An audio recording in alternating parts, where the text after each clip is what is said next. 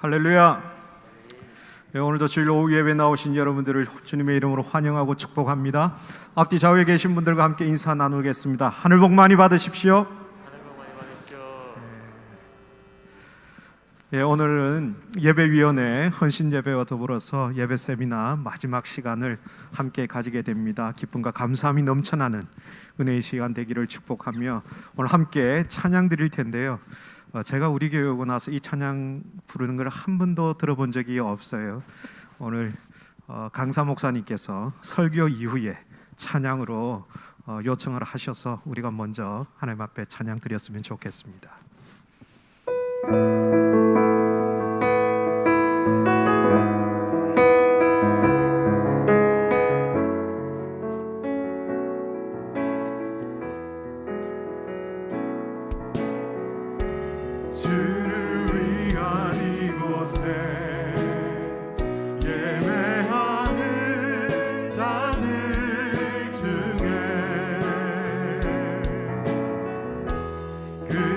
찾는 이 없어 주님께서 슬퍼하시네.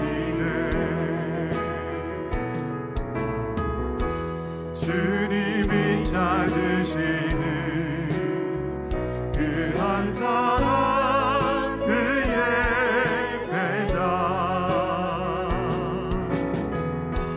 내가 그 사람 간절히 주께 예배하네. 우리 처음부터 다시 한번 고백할까요? 주를 위한 이곳에 예배하는 자들 중에 그가 찾는 이 없어 주님께서 슬퍼하시네. 주님이 찾으시는 그 한 사람 그의 배자, 내가 그 사람 되길 간절히 주께 예배하네. 주내로 이곳에 서 있네. 주 임재에 엎드려 절하네. 그 어느 것도 난 필요 없네. 주님만 경배해. 주내로 이곳에 서 있네. 주 임재에 엎드려 절하네. 그 어느 것도 난 필요 없네. 주님만 경배. 주내로 이곳에 서 있네. 주 임재에 엎드려 절하네. 그 어느 것도 난 필요 없네. 주님만 경배해. 주내로 이곳에 서 있네. 주 임재에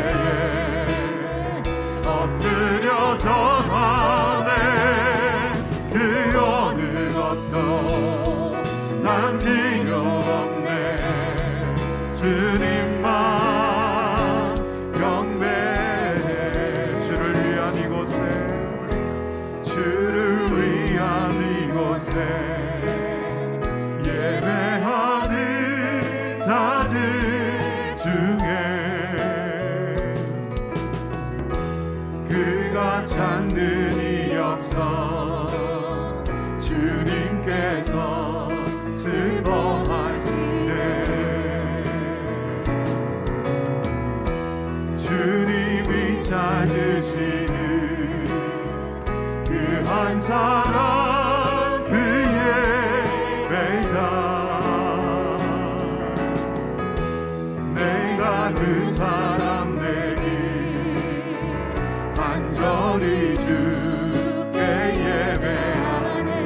주를 위한 이곳에 주를 위한 이곳에 예배하는 자들 중에 그가 찾는 이 없어 주님께서 슬퍼하시네. 주님이 찾으시는 그 한 사람 그의 배자 내가 그 사람 되니 간절히 주께 예배하네. 주내로 이곳에 서 있네. 주 임재에 엎드려 절하네. 그 어느 것도 난 필요 없네. 주님만 경배해. 주내로 이곳에 서 있네. 주 임재에 엎드려 절하네. 그 어느 것도 난 필요 없네. 주님만 경배. 주내로 이곳에 서 있네. 주 임재에 엎드려 절하네. 그 어느 것도 난 필요 없네. 주님만 경배해. 주내로 이곳에 서 있네. 주 임재에 엎드려 절하네. 그 어느 것도 난 필요 없네. 주님만 경배해. 신 곳에서 나는 예배하네. 어떤 상황에도 나는 예배하네. 부르신 곳에서 나는 예배하네. 어떤 상황에도 나는 예배. 부르신 곳에서 나는 예배하네. 어떤 상황에도 나는 예배하네. 부르신 곳에서 나는 예배하네. 어떤 상황에도 나는 예배하네. 내가 걸어갈 때 길이 되고 내가 걸어갈 때 길이 되고 살아갈 때 삶이 되는 그곳에서 예배하네. 내가 걸어갈 때 길이 되고 살아갈 때 삶이 되는 그곳에서 예배. 내가 걸어갈 때 길이 되고 내가 걸어갈 때 길이 되고 살아갈 때 삶이 되는 그곳에서 예배하네.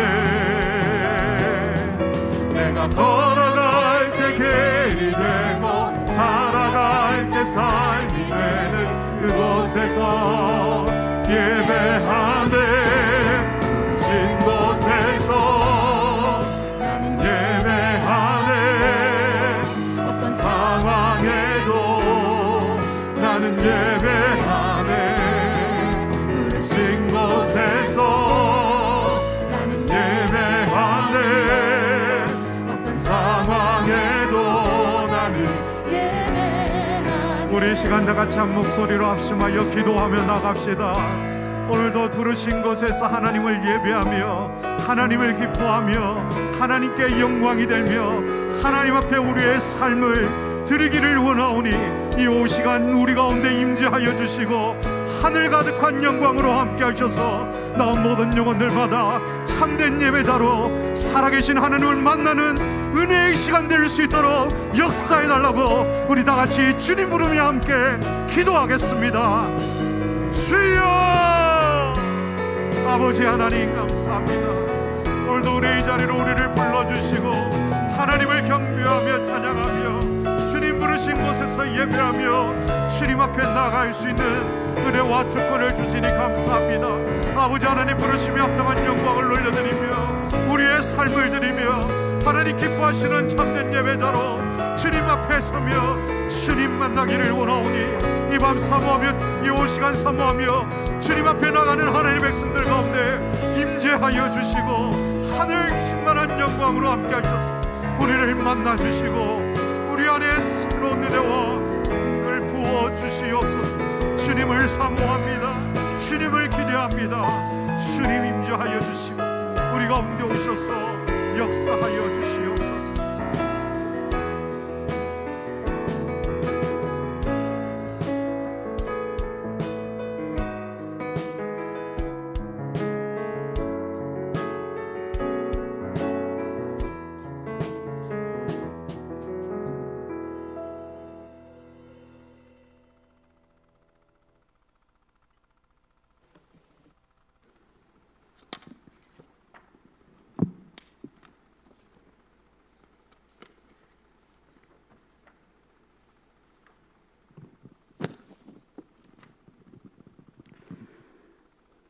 여호와께 은혜를 입은 우리에게 오늘 예배위원회 헌신 예배를 허락하심을 감사합니다.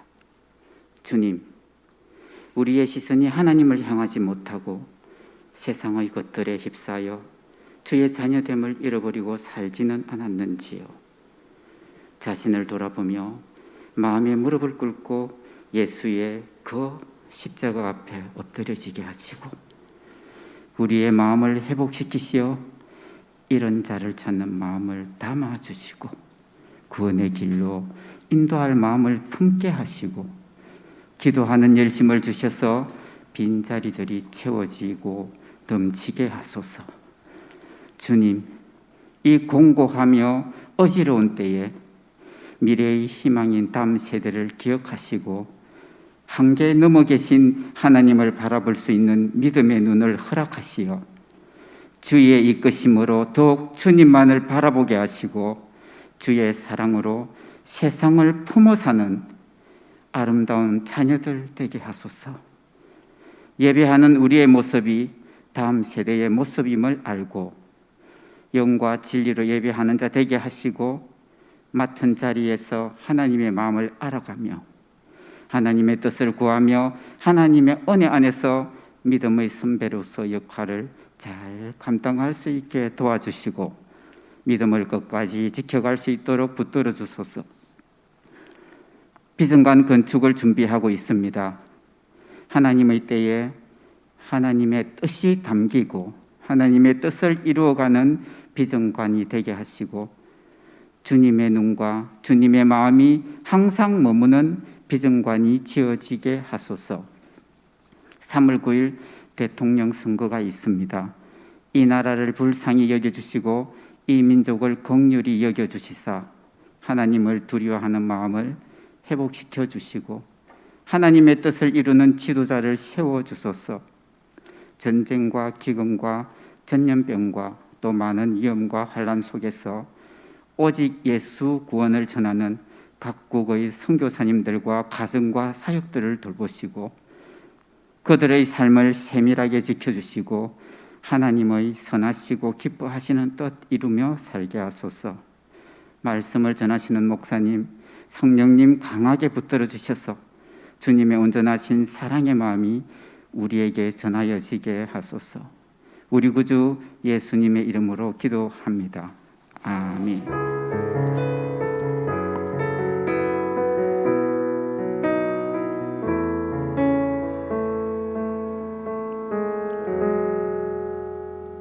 예, 오늘 예배위원회 헌신 예배를 드리게 하심에 먼저 하나님께 감사를 드리고요. 우리 예배위원들 오셔서 특송함으로 하나님께 영광 돌리는 시간 가지도록 하겠습니다.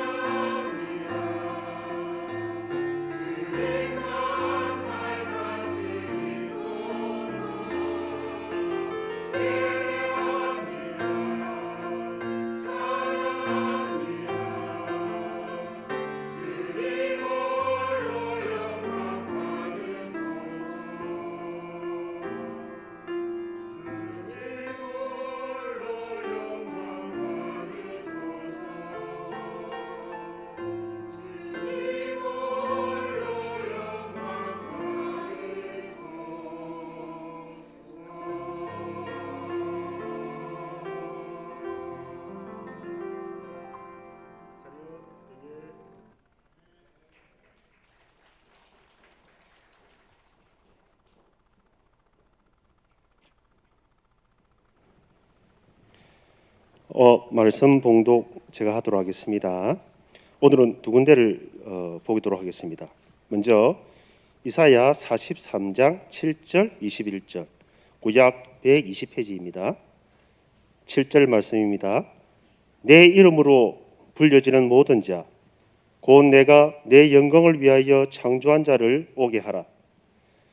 그를 내가 지었고 그를 내가 만들었느니라. 21절 말씀입니다. 이 백성은 내가 나를 위하여 지었나니 나를 찬송하게 하려 함이니라. 신약성경 요한복음 4장 23절 말씀입니다. 아버지께 참되게 예배하는 자들을 영과 진리로 예배할 때가 오나니 곧 이때라. 아버지께서는 자기에게 이렇게 예배하는 자를 찾으시느니라. 아멘. 오늘 우리에게 말씀을 전가하실 목사님은 김상근 목사님이신데요. 26년 전에 1996년 6월 23일 날 협동 목사님을 우리 교회에 부임을 하셨습니다. 제가 나이 30살 때 오셔서 정말 열정적으로 목회를 도와주셨는데 지금이나 그때나 전혀 변함이 없었습니다. 놀랍습니다. 오늘은 예배자의 영성과 삶이라는 제목으로 말씀을 전가하실 것인데요. 지금은 아름다운 교회 담임으로 심하고 계시고요. 그다음에 또 카리스, 우리 젊은 친구들을 주님으로 인도하는 선교단체의 대표로 계십니다. 오늘 목마른 사슴이 시냇물을 찾듯이 간절함과 사모함으로 은혜 받는 시간 되시기를 소망합니다. 목사님 놓으실 때 환영하는 의미로 할렐루야로 외치도록 하겠습니다. 할렐루야.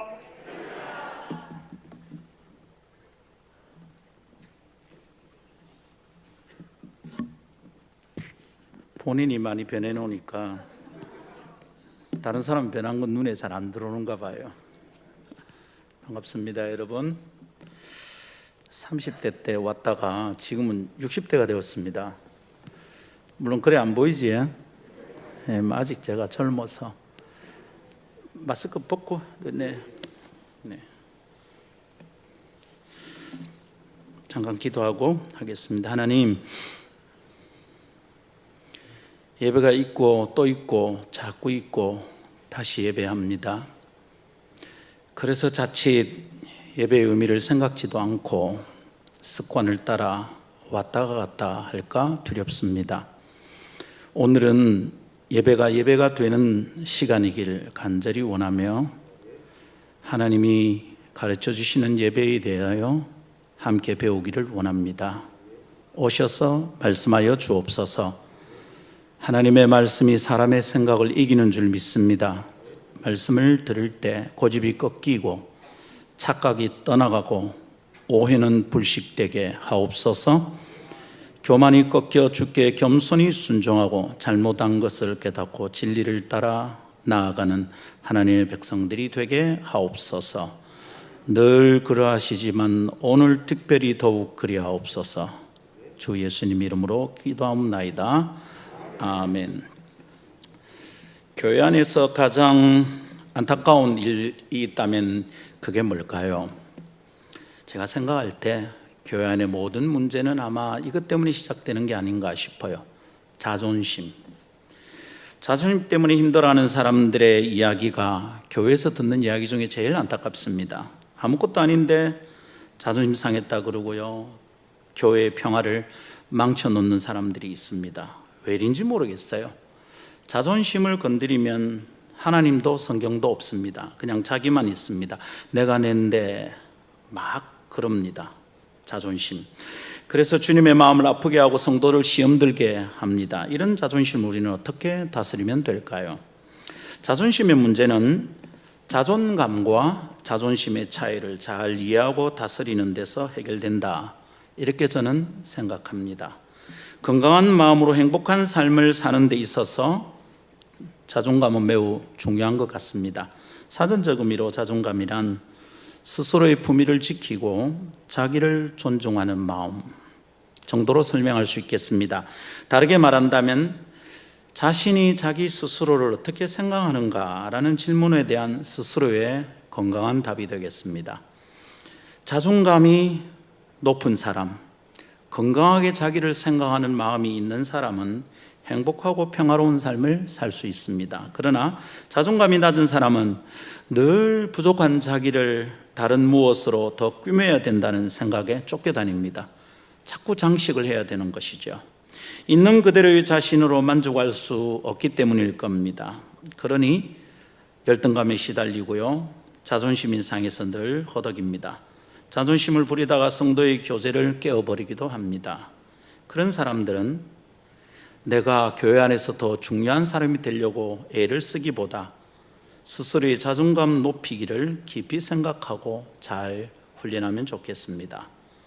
자존심과 자존감, 이 양자의 관계를 이렇게 정돈해 볼 수 있겠습니다. 자존심이 높으면 이 사람은 자존감이 낮은 사람이고, 자존감이 높은 사람은 자존심이 적은 사람이다. 자존감과 자존심은 반비례한다. 이렇게 정돈할 수 있겠습니다. 자, 그러면 그리스도인의 자존감은 높은 것이 정상일까요? 낮아야 할까요? 우리는 죄인이 은혜로 구원받았으니 잘난 척할 수 없다, 이런 생각을 가지고 있습니다. 아이고 목사님, 제가 교사를 어찌합니까? 저는 배운 것도 없고 할 수 없습니다. 그 말을 믿고 교사 명단에 뺐거든요. 그랬더니 1년 내내 시달렸어요. 왜 나를 교사에서 뺐나고, 자기가 부족해서 교사 못한다 이거 뺐는데, 이게 뭔지. 여러분, 우리 은혜로 구원받았으니 스스로 잘난 척할 수 없겠습니다. 그렇지만 하나님의 너그러운 사랑을 받은 사람들이니 자존감이 낮을 이유가 뭐가 있겠습니까? 하나님 나를 사랑했는데, 하나님 나를 귀하다고 생각하시는데, 그걸로 끝난 거죠. 충분한 거죠. 아멘입니까? 네. 제가 오늘 이 원고 분량이 좀 길어가지고 중간중간에 웃기거나 이렇게 MSG를 치는 걸 잘 못할 것 같습니다. 그래서 막 달릴 거니까 정신줄 똑바로 잡고 따라와 주십시오. 목사님 평소와 다르게 설교를 하신다 그러지 마시고, 또 저도 뭐 재밌게 하면 참 좋아하는 사람인데 오늘은 분량이 너무 많아요. 근데 1시간 안에 마치라더라고요. 그래서 억수로 노력해야 됩니다. 많이 달려야 되니까 우선 안전벨트 단디 매시고 막 밟을 겁니다. 구원받은 사람은 있는 그대로의 자신의 모습, 자신의 가치에 대해서 긍정할 수 있는 사람입니다. 공자의 깃털을 훔쳐와서 공자의 깃털로 자기를 꾸며야 하는 까마귀처럼 살 필요가 전혀 없어요. 있는 그대로 괜찮아요. 그런데도 살다 보면 자꾸 자신이 쭈글쭈글해 보입니다. 교회 가는 게 아이고 이제 더 못 가겠다 싶습니다. 자주 주눅이 듭니다. 세상은 커 보이고 교회는 작아 보입니다. 그래서 다른 것으로 교회당도 좀 꾸미고 교회 안에서 어깨 힘줄 만한 계급장도 좀 챙겨 달아야 될 것 같아요. 저 사람보다는 내가 먼저 장로되고 권사돼야지, 그렇게 하며 살아갑니다. 그래도 더 좋을 것 같습니다. 그럴까요? 자존감의 회복은 장로가 권사가 먼저 되는 것보다, 예배위원회 위원장이 자아보다는 내가 먼저 되는 것보다 오히려 훨씬 단순한 곳이 있습니다. 자존감의 회복은 주님의 관점과 성경적 사고를 내가 순전히 받아들이고 그 성경적 관점에서 나를 긍정하는 것에서 결정이 납니다. 주님이 나를 어떻게 보는가? 성경이 사람을 이해하는 방식이 어떠한가? 이것에 집중하여 배우고 삶에 적용한다면 놀라운 회복과 변화가 있으리라 믿습니다. 그래서 오늘은 예배자의 영성, 예배자로서의 나의 정체, 내가 예배자구나, 예배자로 불림 받았구나 라는 것에 대해 집중하여 살피고 이것이 자존감 회복에 크게 연관되어 있다는 것을 깨닫고 이것을 생각하며 몇 가지 묵상의 고리를 풀어가면서 은혜를 받고자 합니다. 3가지 얘기하겠습니다. 첫 번째, 예배자의 영성은 정체성에 기초합니다. 두 번째, 예배자의 영성은 사명으로 나아갑니다. 세 번째, 예배자의 영성은 일상의 삶에서 빛이 납니다. 주제를 이렇게 받았어요. 예배자의 영성과 삶에 대해서 강론을 준비해 달라고 그래서 이렇게 준비를 했습니다. 자, 첫 번째 한번 따라합시다. 예배자의 영성은, 따라하는 게 굉장히 중요합니다. 기억도 잘 나고요, 잠도 깨고 영육간에 유익한 줄 믿습니다. 자꾸 따라가도 치매도 예방되고 얼마나 감사한지. 이 좋은 것을 왜 안 하겠습니까? 다시 힘있게 따라합시다. 이 소리를 높이다 보면 노래도 잘하게 돼요. 예. 믿든지 말든지 따라합시다. 예배자의 영성은 그 말 한마디 하고 나면 꼭 이렇게 크게 하거든. 처음 할 땐 절대 크게 안 해. 그지? 절대가 뭐고 죽는 담배 떼지. 자, 합시다. 예배자의 영성은 정체성에 기초한다. 목사 말 잘 들으면 목사가 억수로 힘나게 사역할 수 있어요. 담임 목사님 이렇게 좋은 목사 만들려면 뭐 하면 될까요? 1번 넓은 평수 아파트 사준다. 2번 적어도 제네시스 이상 차 사준다. 3번 연봉 한 6천만 원 이상 만들어준다. 세 개 중에 어느 겁니까? 예? 아무것도 없다고요? 왜 이래 샀노 진짜. 4번 목사님 설교할 때 아멘 크게 하고. 예, 바로 그거라. 너무 교회 목사 와도 크게 해주고. 네, 감사합니다. 예배자의 영성이 중요해요. 천천히 설명하겠지만 예배는 영성이 없는 사람 예배할 수 없어요. 쇼는 할 수 있고 콘서트도 할 수 있지만 연주회는 할 수 있지만 예배는 못 해요. 예배는 영적인 일이라서 그래요. 예배자의 영성이 있어야 되는데 이 예배자의 영성이 어디서 출발하느냐? 정체성, 자기가 누군지를 아는 것에서 출발한다 이 말입니다. 살아가면서 언제나 기억하고 명심해야 될 월이라고 생각하는데요, 굉장히 중요한 말이 있어요. 정체성이 방향성을 결정한다. 저와 함께 있었던 사람은 이 얘기를 제가 자주 하는 것을 들었을 겁니다. 저는 굉장히 소중하게 붙들고 있는 원리입니다. 정체성이 방향성을 결정해요. 자기가 누구라고 생각하느냐, 그 방식대로 삶의 방향이 결정된다 이 말입니다. 내가 쪼다다 생각하는 사람은 쪼다같이 삽니다. 내같이 똑똑한 놈이 어디 있노? 그렇게 자기를 생각하면 똑똑하게 살아갑니다. 내 과거는 어둡다, 어두운 삶을 살게 됩니다. 정체성이 방향성을 결정합니다. 정체성이 분명하지 않으면 삶의 방향이 자꾸 흔들려요. 왔다 갔다 해요. 정해지지 않았기 때문이에요. 분명히 방향이 있는데 그걸 자꾸 헷갈리는 거예요. 그렇게 방향이 분명하지 않은 삶을 우리는 방황이라고 불러요. 방향이 분명하지 않으면 방황하는 거죠. 그런 방향의 이유가 사람들은 다양하다고 생각해요. 내가 공고를 나와서 그렇지, 제 얘기입니다. 우리 집이 가난해가 내가 유치원도 못 나왔다 아이가. 방황하는 이유가 막 많은 거예요. 설명을 주저리 늘어나요. 내가 중학교 때 왕따 당해서 그렇다 아이가. 할 말이 얼마나 많은지. 그러나 사람마다 방황하는 이유가 너무너무 많지만 성경은 그렇게 다양한 이유가 있다고 말하지 않습니다. 사람이 방황하는 근원적 이유는 정체성의 문제입니다. 자기가 누구인지 모르니까 내가 누구인지 확인하려고 이런저런 일을 막 시도하는 거예요. 이것도 해보고 저것도 해봐요. 다양한 시도를 통해서 자신을 이해하려고 합니다. 너무 늦지 않게 좋은 방법을 찾으면 좋겠습니다. 내가 누군지 정확하게 이해하는 게 중요합니다. 자, 여러분, 이것을 신앙의 방황에도 적용해 볼 수 있을까요? 이 사람이 신앙이 왔다 갔다 한다. 이거 어떻게 된 거냐? 왜 저래 자주 시험 드냐? 무슨 시험을 50, 60이 넘어서도 아직도 시험 준비를 하고 시험 치고 그런지는 모르겠어요. 벌써 끝냈어야지. 아직도 시험 든대. 왜 이런가? 신앙의 방황도 동일한 원리를 적용해 볼 수 있어요. 방황이 심한 사람들은 반항도 하고요, 튀는 행동을 해요. 왜냐하면 주목받으려고. 내가 사람들에게 주목을 끌면 자기가 괜찮은 사람일 거라고 착각하는 거죠. 주목받는 것을 인기 있다고 생각하는 거죠. 착각이죠.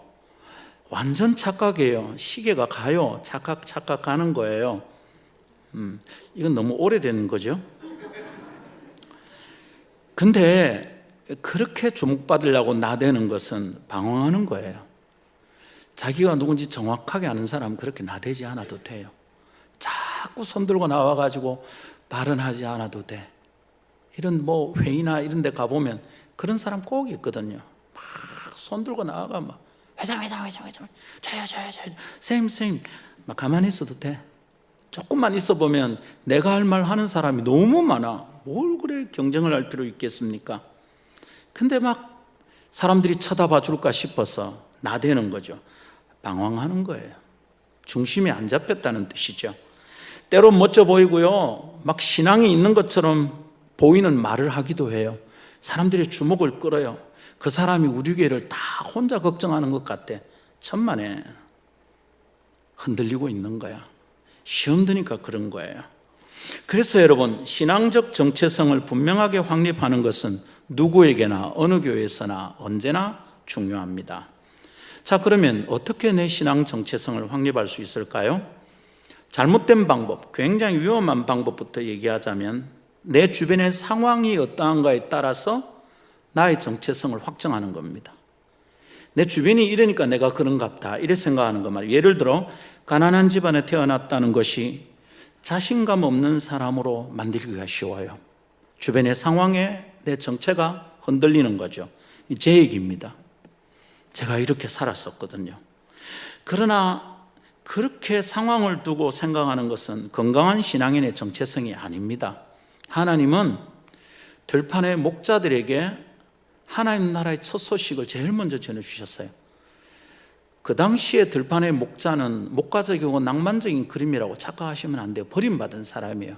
해가 지면 예루살렘 성문은 닫히고 마이너리티들은 성 안에 들어올 수가 없었어요. 목자들이 들판에 밤중에 양떼를 지켰다. 지독하게 고단한 삶입니다. 근데 놀랍게도 그 흙수저 중에 흙수저, 바닥 중에 바닥, 천민 중에 천민 같은 목자에게 구주가 나셨다는 소식이 제일 먼저 전해졌어요. 하나님의 말씀을 통해서 내 형편을 해석을 해야지, 내 형편이 하나님의 말씀을 거꾸로 해석하게 허락하는 사람은 비극적인 삶이 준비되어 있어요. 그렇게 사는 건 믿음이 아니에요. 겸손과 자기 비하는 달라요, 여러분. 건강한 신앙 정체성은 내 환경과 나의 배경, 내 상황으로 나를 설명하거나 하려고 하지 않아요. 명함을 멋지게 파서 다닌다고 직함이 여러 개 줄줄줄줄 된다고 내가 괜찮은 사람이 되는 게 아니거든요. 근데 그런 걸로 자꾸 자기를 꾸미는 거죠. 건강하지 않다는 증거, 정체성에 문제가 있다는 증거입니다.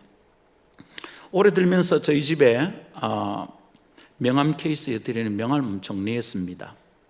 명함 중에요, 한 4분의 3이 버려야 될 거예요. 이제는 보니까 누군지도 모르겠어요. 그걸 우리가 주고받는다고요. 만나면 저보고 자주 물어요. 참 죄송한 말이, 목사님 명함 하나 있으면 주이소. 줄 명함이 없잖아요. 명함을 파야 되나 생각 중입니다. 근데 줘보면 똑같은 운명이야. 몇 년만 지나면 그 명함이 누군지도 몰라. 근데 명함을 들고 그 뒤에 막 직함이 막 짜들어 있어요. 어떤 분은 금식 매대, 청소년 집회, 뭐 수십 회, 뭐 어쩌고 저쩌고. 그래서 집에 와서 저도 한번 헤아려 봤죠. 한 몇 년 헤아리다가 그 다음에 못 헤아리겠더라고요. 좀 했거든. 그건 뭐로 그렇게 기록해놓는지 모르겠어요. 그렇게 자기가 누군지 내가 낸데라고 뽐내고 싶은 거죠. 건강하지 않다는 증거, 방황하고 있다는 증거입니다. 주변 사람의 말이나 평가에 휘둘리다가 받아들인 정체성도 위험합니다. 사람의 말은 정직하거나 정확하지 않아요. 아이고 니 착하대, 이용해 먹으려고 그러는 거야. 니 이쁘대, 오빠 못 믿나 믿으면 안 돼. 그건 다 변하는 거예요. 그 말할 때는 나는 정직했다. 근데 변했는데 뭐. 남자들 잘 그러잖아요, 그제? 저도 뭐 제 아내한테 그랬거든요. 여보, 내가 당신의 다리가 되어줄게. 다리가 좀 불편하다는 거 알았어요. 지금 뭐 수술을 하고 수술을 2번이나 했어요. 좀 절름거리고 다니는데 화가 나면 니 혼자 걸어온나 이런단 말이에요. 변했어. 변하는 것에 기준을 두면 그걸로 뭘 결정을 하면 내가 크게 다치는 거죠. 우리의 정체성은 그런 데서 휘둘릴 수 없어요. 우리가 집중해야 되는 것은 하나님의 말씀이 나를 무엇이라고 설명하는가? 이 말씀 사건이 내한테 한번 있어야 돼. 그냥 다른 사람이 은혜 받은 간증 듣는 거 말고 어느 날 말씀을 읽다가 하나님 나를 이렇게 생각하시는구나 라고 깨닫는 말씀 사건이 한번 있어야 돼요. 뒤집어지는 거죠. 이전처럼 살 수가 없는 겁니다.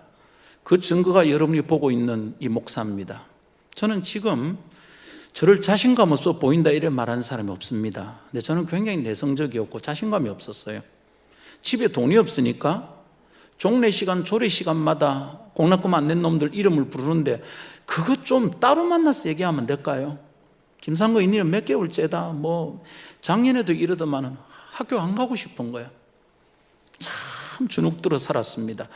좋아하는 여학생에게 좋아한다 말을 못 했어요. 알고 보니까 지가 나를 좋아하고 있더라고요. 말만 했으면 됐는데 내 친구가 좋아해서 그냥 나는 울었어요. 근데 지금 저를 보면서 김 목사님 자신감 없어 보인다 이런 말 하는 사람 아무도 없습니다. 여러분 제가 지금 자신감 없어 보입니까? 되게 쫄아 보이지? 쫀다는 말 아십니까? 쪼는 건 말입니다. 뭐 고등어 쪼림만 쪼는 게 아니고 사람도 쫄아해. 솔면 뭐 제대로 되질 않죠. 제가 말씀 사건이 한번 있었답니다. 기가 막히는 순간이었죠. 엄마에게 버림받은 아이인데 성경에 이렇게 돼 있는 거예요. 젖먹이 아이를 가진 엄마가 아이를 버리는 일이 있겠느냐? 이사야 49장에 있는 말씀이에요. 저는 잊지 못하는 말씀이죠. 그거 없는 거죠. 젖을 먹이는 엄마는 애가 젖 먹일 때쯤 젖이 움직이잖아요. 어떻게 있냔 말입니다. 나중에 어른이 돼서 아내의 얘기를 들으니까 그 말씀이 뭔지 더 생생한 겁니다. 근데 우리 엄마는 우리 막내가 젖을 떼기 전에 어디 가셨거든요. 어떻게 우리를 잊었을까? 제가 이사야 49장 15절 일단 밑줄을 다 꺼놨습니다. 이거는 my verse. 이건 내 말씀이야. 다 꺼놨습니다. 제가 그 말씀을 이해했던 날 제 인생이 완전 뒤집어진 날이거든요. 말씀 사건이 일어났어. 그리고는 뭐랍니까? 혹 그들은 잊을지라도 나는 너를 잊지 아니하리라. 16절 내가 너를 내 손바닥에 새겼어. 와, 말씀 사건이 있어야 돼. 하나님의 말씀이 나를 뭐라고 설명하는지를 깨닫고 나면 그 다음부터는 사람의 말이나 내 환경이나 내 처지가 상관이 없어요. 오히려 내가 흙수저인 것이 하나님의 영광을 드러내는 도구가 되는 줄 믿습니다. 할렐루야. 목사님 그게 뭐 그냥 하는 얘기 아니요. 오늘 우리가 읽은 이사야 43장을 가만히 읽어보면 44장 전체를 읽어야 되는데 2절만 읽었습니다. 이사야 43장은 포로가 되어 잡혀갈 것이다는 이스라엘의 민족의 어두운 상황을 이사야의 입술을 통하여 예언하시는 하나님의 말씀이에요. 그걸 말씀하시고 하나님께서 이스라엘의 정체성에 대하여 언급하시는 구절이 담겨 있는데 그게 우리가 읽은 구절입니다. 나라가 망하고요, 백성들이 잡혀간대요. 이 예언을 들으면 자존감이 높아질까요? 낮아질까요? 우리는 일제시대를 생각하면 일본님이라고 안 그러잖아요. 그죠? 일제시대를 생각하면 우리는 뭐라 합니까? 일본님 아니고 일본 놈. 그지? 여자는 일본, 일본을 편하게 생각하지 않아. 여러분, 그거 어쩌면 우리 열등감일 수 있어. 아주 낮게 보고 그냥 아무렇지도 않게 이제 우리는 좀 지나가고 한번 밟으면 좋겠어. 열등감이가. 이스라엘이 망한대요. 너가 곧 잡혀간다 그러는 거죠. 이 예언을 듣는 이스라엘이 무슨 자신감이 생기겠냐. 어두워지는 거죠. 그런데 자칫 버림받고 거절당했다, 우리는 하나님께 버림받다 이렇게 평가할 수 있을 만한 상황인데 그런 상황에서 하나님이 하시는 말씀이 기가 막힙니다.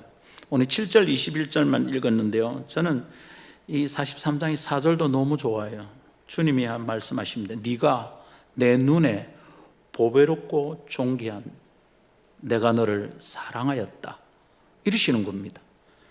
네가 내 눈에 보배롭고 존귀롭다, 내가 너를 사랑한다. 기가 막혀요. 너가 다 망한데 잡혀간다, 너는 언제 끝났다, 이런 예언을 하시고 나서 주님이 주시는 말씀이에요.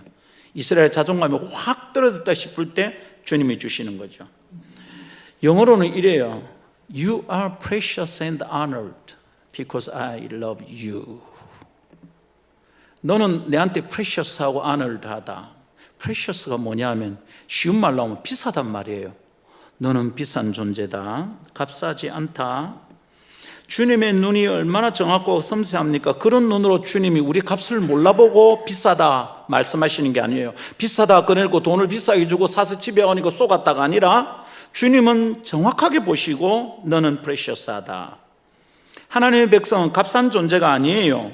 아주 괜찮은 사람이에요. 비싸대요. 그렇다면 비싼 사람이 산티 내며 살 것이 없잖아요. 교회 안에 보면 산티 내는 사람이 많아. 잘난 척하면 비싸 보이죠. 잘난 척하는 인간만큼 산티 나는 게 어디 있습니까? 산티. 기가 막혀. 아이고 저 사람 저 나이도 저러나. 그냥 지라. 내가 말이야, 나는 말이야, 내 사람을 건드리지 말라고. 내가 말이야, 내가 I, my, me, mine, I, mine. 중학교 1학년 때 떼는 거 50이 돼도 60이 돼도 그러고 있어요. I, my, me, mine. I, my. 나를, me, 내 거, mine. 참 아직도 방황하고 있구나. 10대가 안 끝났구나. 산티 줄줄 나는 거죠. 그런 사람들 만나면 속상하지 말고요, 화내지 말고요, 불쌍히 여겨야 돼요. 교회에 진짜 불쌍한 사람들이 많아. 아이고 얼마나 세상에서 힘을 못 주면 교회 와서 저랄고, 그냥 불쌍히 보면 되는 줄 믿습니다. 변함없는 진리, 하나님의 말씀에 근거하여 자신을 보게 된다면 이스라엘이 낙담할 수 있겠습니까? 너는 precious, 비싸다, honored, 너는 존귀하다. 너를 생각하면 내가 참 기분이 좋다. 내가 너를 사랑한다. 끝났죠, 여러분.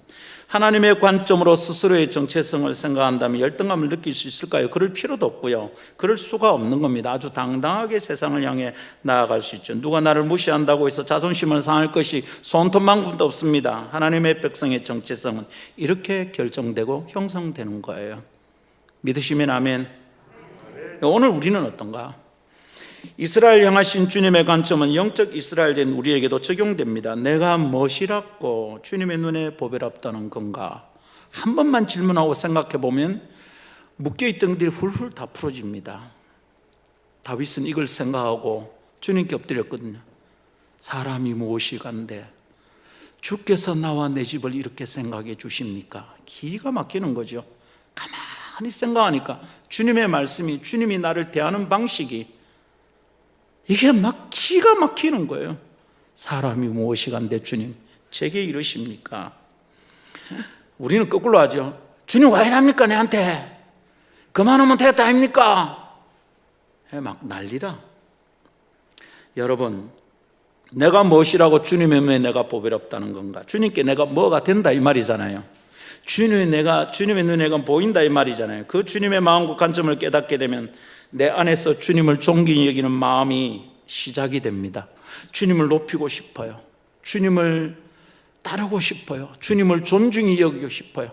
하나님 오늘 밤 나의 존경과 사랑을 받아 주시옵소서. 제가 어느 집회에서 기도에 인도할 때 나가면서 제가 첫 마디가 이랬어요. 그 말을 너무 하고 싶어서 그날 밤에 하나님 이 밤에 존경과 사랑을 주님께 드립니다. 자꾸 높이고 싶어요. 하나님을 존중히 여기고 싶어. 왜? 내가 무엇이라고 하나님이 나를 이렇게 여겨주시란 말이죠. 아니 오는 게 있으니까 막 가는 게 있는 거 아닙니까? 그렇게 주님을 높이고 싶은, 그렇게 주님을 존중히 여기고 싶은 이게 뭐냐? 그게 예배자의 마음입니다. 그게 예배하는 마음이에요. 주님께 잘해주고 싶어. 주님을 막 높이고 싶어. 주님이 어떤 분인지 사람들에게 막 설명하고 싶어. 내가 자꾸 말하고 싶어. 예배하는 마음, 예배자의 마음. 생각해 보십시오. 모든 사람이 죄를 범하였으면 하나님의 영광에 이르지 못하더니 죄인은 하나님께 가까이 가지 못해. 가면 다 죽어요, 여러분. 하나님께 가까이 가야 살겠는데 가까이 가면 죽어. 그래서 못 가. 근데 가까이 가야 돼. 근데 가면 죽어. 그래서 못 가. 딜레마죠. 왔다가 갔다가 내가 어찌해야 될지 모르겠어. 그런데 여러분, 하나님이 나를 보배롭고 존귀하게 여긴대요. 죄인은 하나님께 못 가는 게 하나님의 법이에요. 하나님의 영광 근처에도 못 가요. 그런데 우리가 어떻게 살고 싶어? 하나님의 영광을 위해 살고 싶습니다. 한 대 때려주고 싶어. 알고 하는 말인지. 그게 절대로 용납될 수 없는 얘기인데 우리는 하나님의 영광을 너무 쉽게 얘기하거든. 오늘 예배에서 하나님의 영광이 받으시고 어떻게? 우리를 통해서? 이런 찌질이들을 통해서 어떻게 영광을 받아? 뭘 잘했다고? 뭐라고 내가 무엇이라고? 이게 안 되는 겁니다. 성경에서는 안 된다고 말을 했어요. 그게 하나님의 법입니다. 근데 하나님이 내가 무엇이라고? 이 형편없는 죄인이 하나님께 가까이 갈 수 있게 되었단 말인가? 이때 나를 다시 보는 거죠. 야, 돈 없다고 과시당해도 그거 아니다. 공고 나왔다고 그거 아니다. 엄마한테 버림받았다고 끝나는 거 아니다. 하나님이 봐라 나를. 나는 더러운 죄인인데 나를 가까이 부르신다. 기가 막히는 말씀이죠. 할렐루야. 깨닫는 자들마다 깨달을 때마다 그 마음에는 엎드려 경배하고 싶은 마음이 열정이 막 솟구치는 거예요. 하나님 예배하고 싶다. 하나님 찬양하고 싶다. 어떻게 그냥 지나갑니까? 여러분, 그것이 우리를 예배하게 만듭니다. 어릴 때부터 예배당에 다녔으니까 예배하는 거 아닙니다, 여러분. 교회당에 왔으니까 예배하는 것 아닙니다.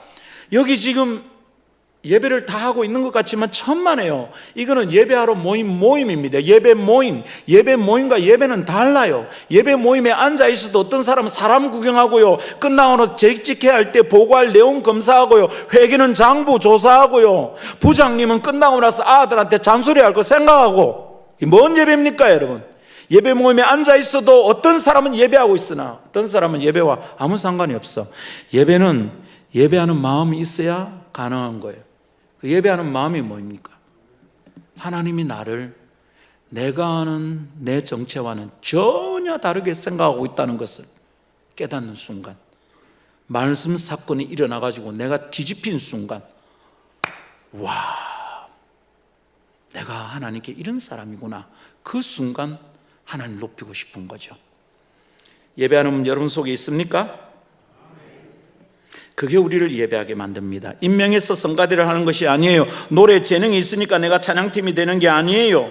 하나님께서 나를 보배롭게 보신다니 내가 가만히 있어서는 견딜 수 없어 찬양하는 겁니다. 가만히 있을 수가 없어 예배하는 겁니다. 그냥 있으려니 안 돼요. 손을 두고 춤을 추고 난리가 나는 겁니다. 왜 당신은 찬양할 때마다 춤을 춥니까? 물으니까 그 사람 대답이 이랬어요. 내가 날 수 없잖아.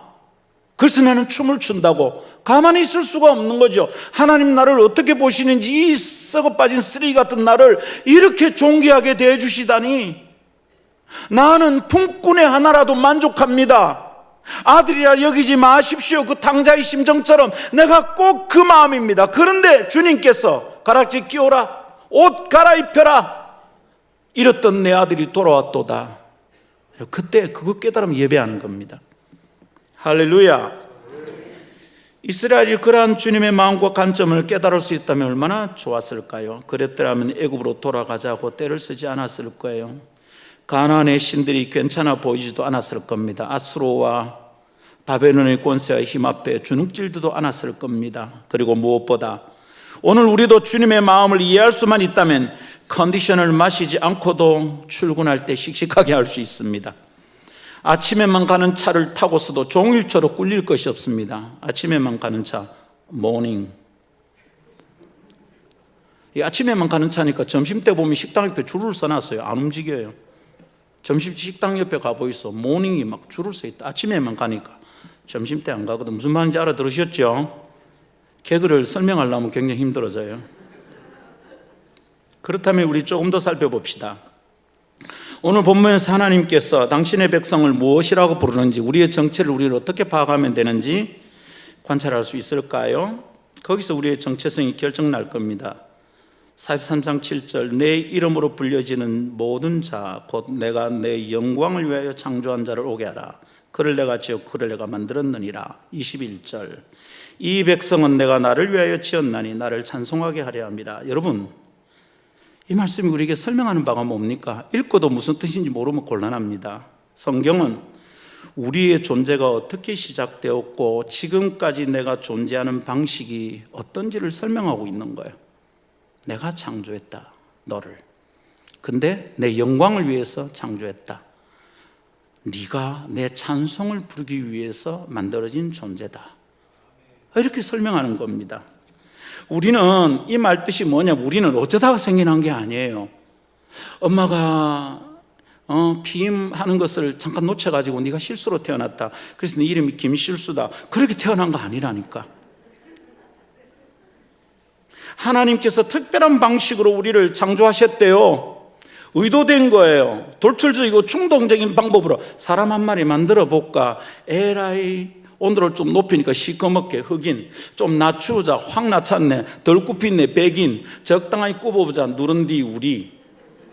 주님이 충동적으로 어떻게 기회를 잘못 조사해야 내가 튀어나온 게 아니라니까요, 여러분. 의도가 있어요. 또렷한 목표와 목적이 있어요.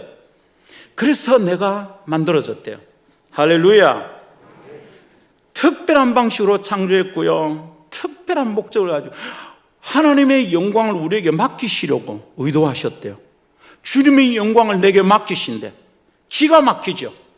에? 에? 에? 이렇게 깨달으시냐고요.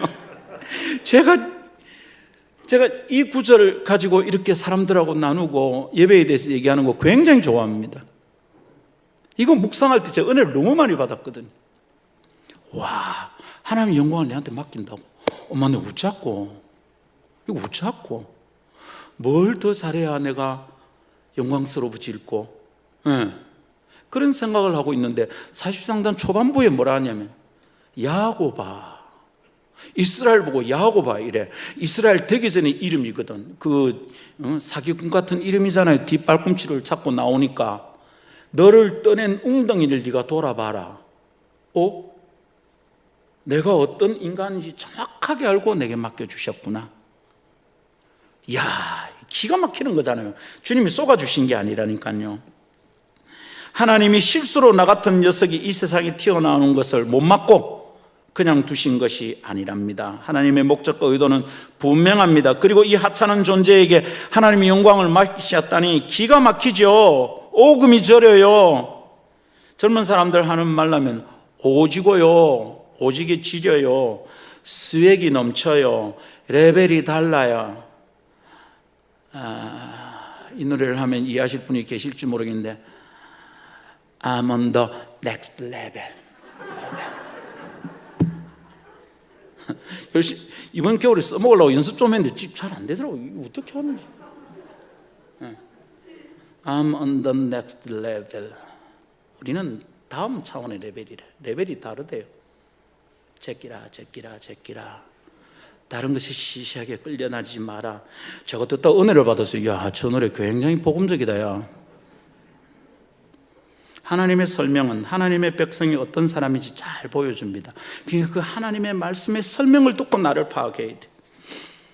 우리의 정체성에 대해 명료하게 설명하십니다. 우리는 하나님의 영광을 위하여 찬양하는 사람으로 준비된 사람들이에요. 네 별명이 뭐고 이러면 우리 뭐라 그러는 거예요? 찬양하는 사람들, 예배하는 사람들. 할렐루야. 이게 우리의 정체성인 줄 믿습니다.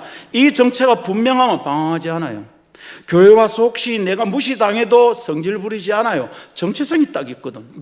내가 찬양하는 사람인데, 내가 예배하는 사람인데, 내가 하나님의 영광을 맡은 사람인데 시시하게 내가 굴어서 되겠나? 내가 산티나면 안 되겠다. 그러고 살 수 있는 줄 믿습니다. 이러한 우리의 정체성이 그리스도인의 영성의 기초를 만듭니다.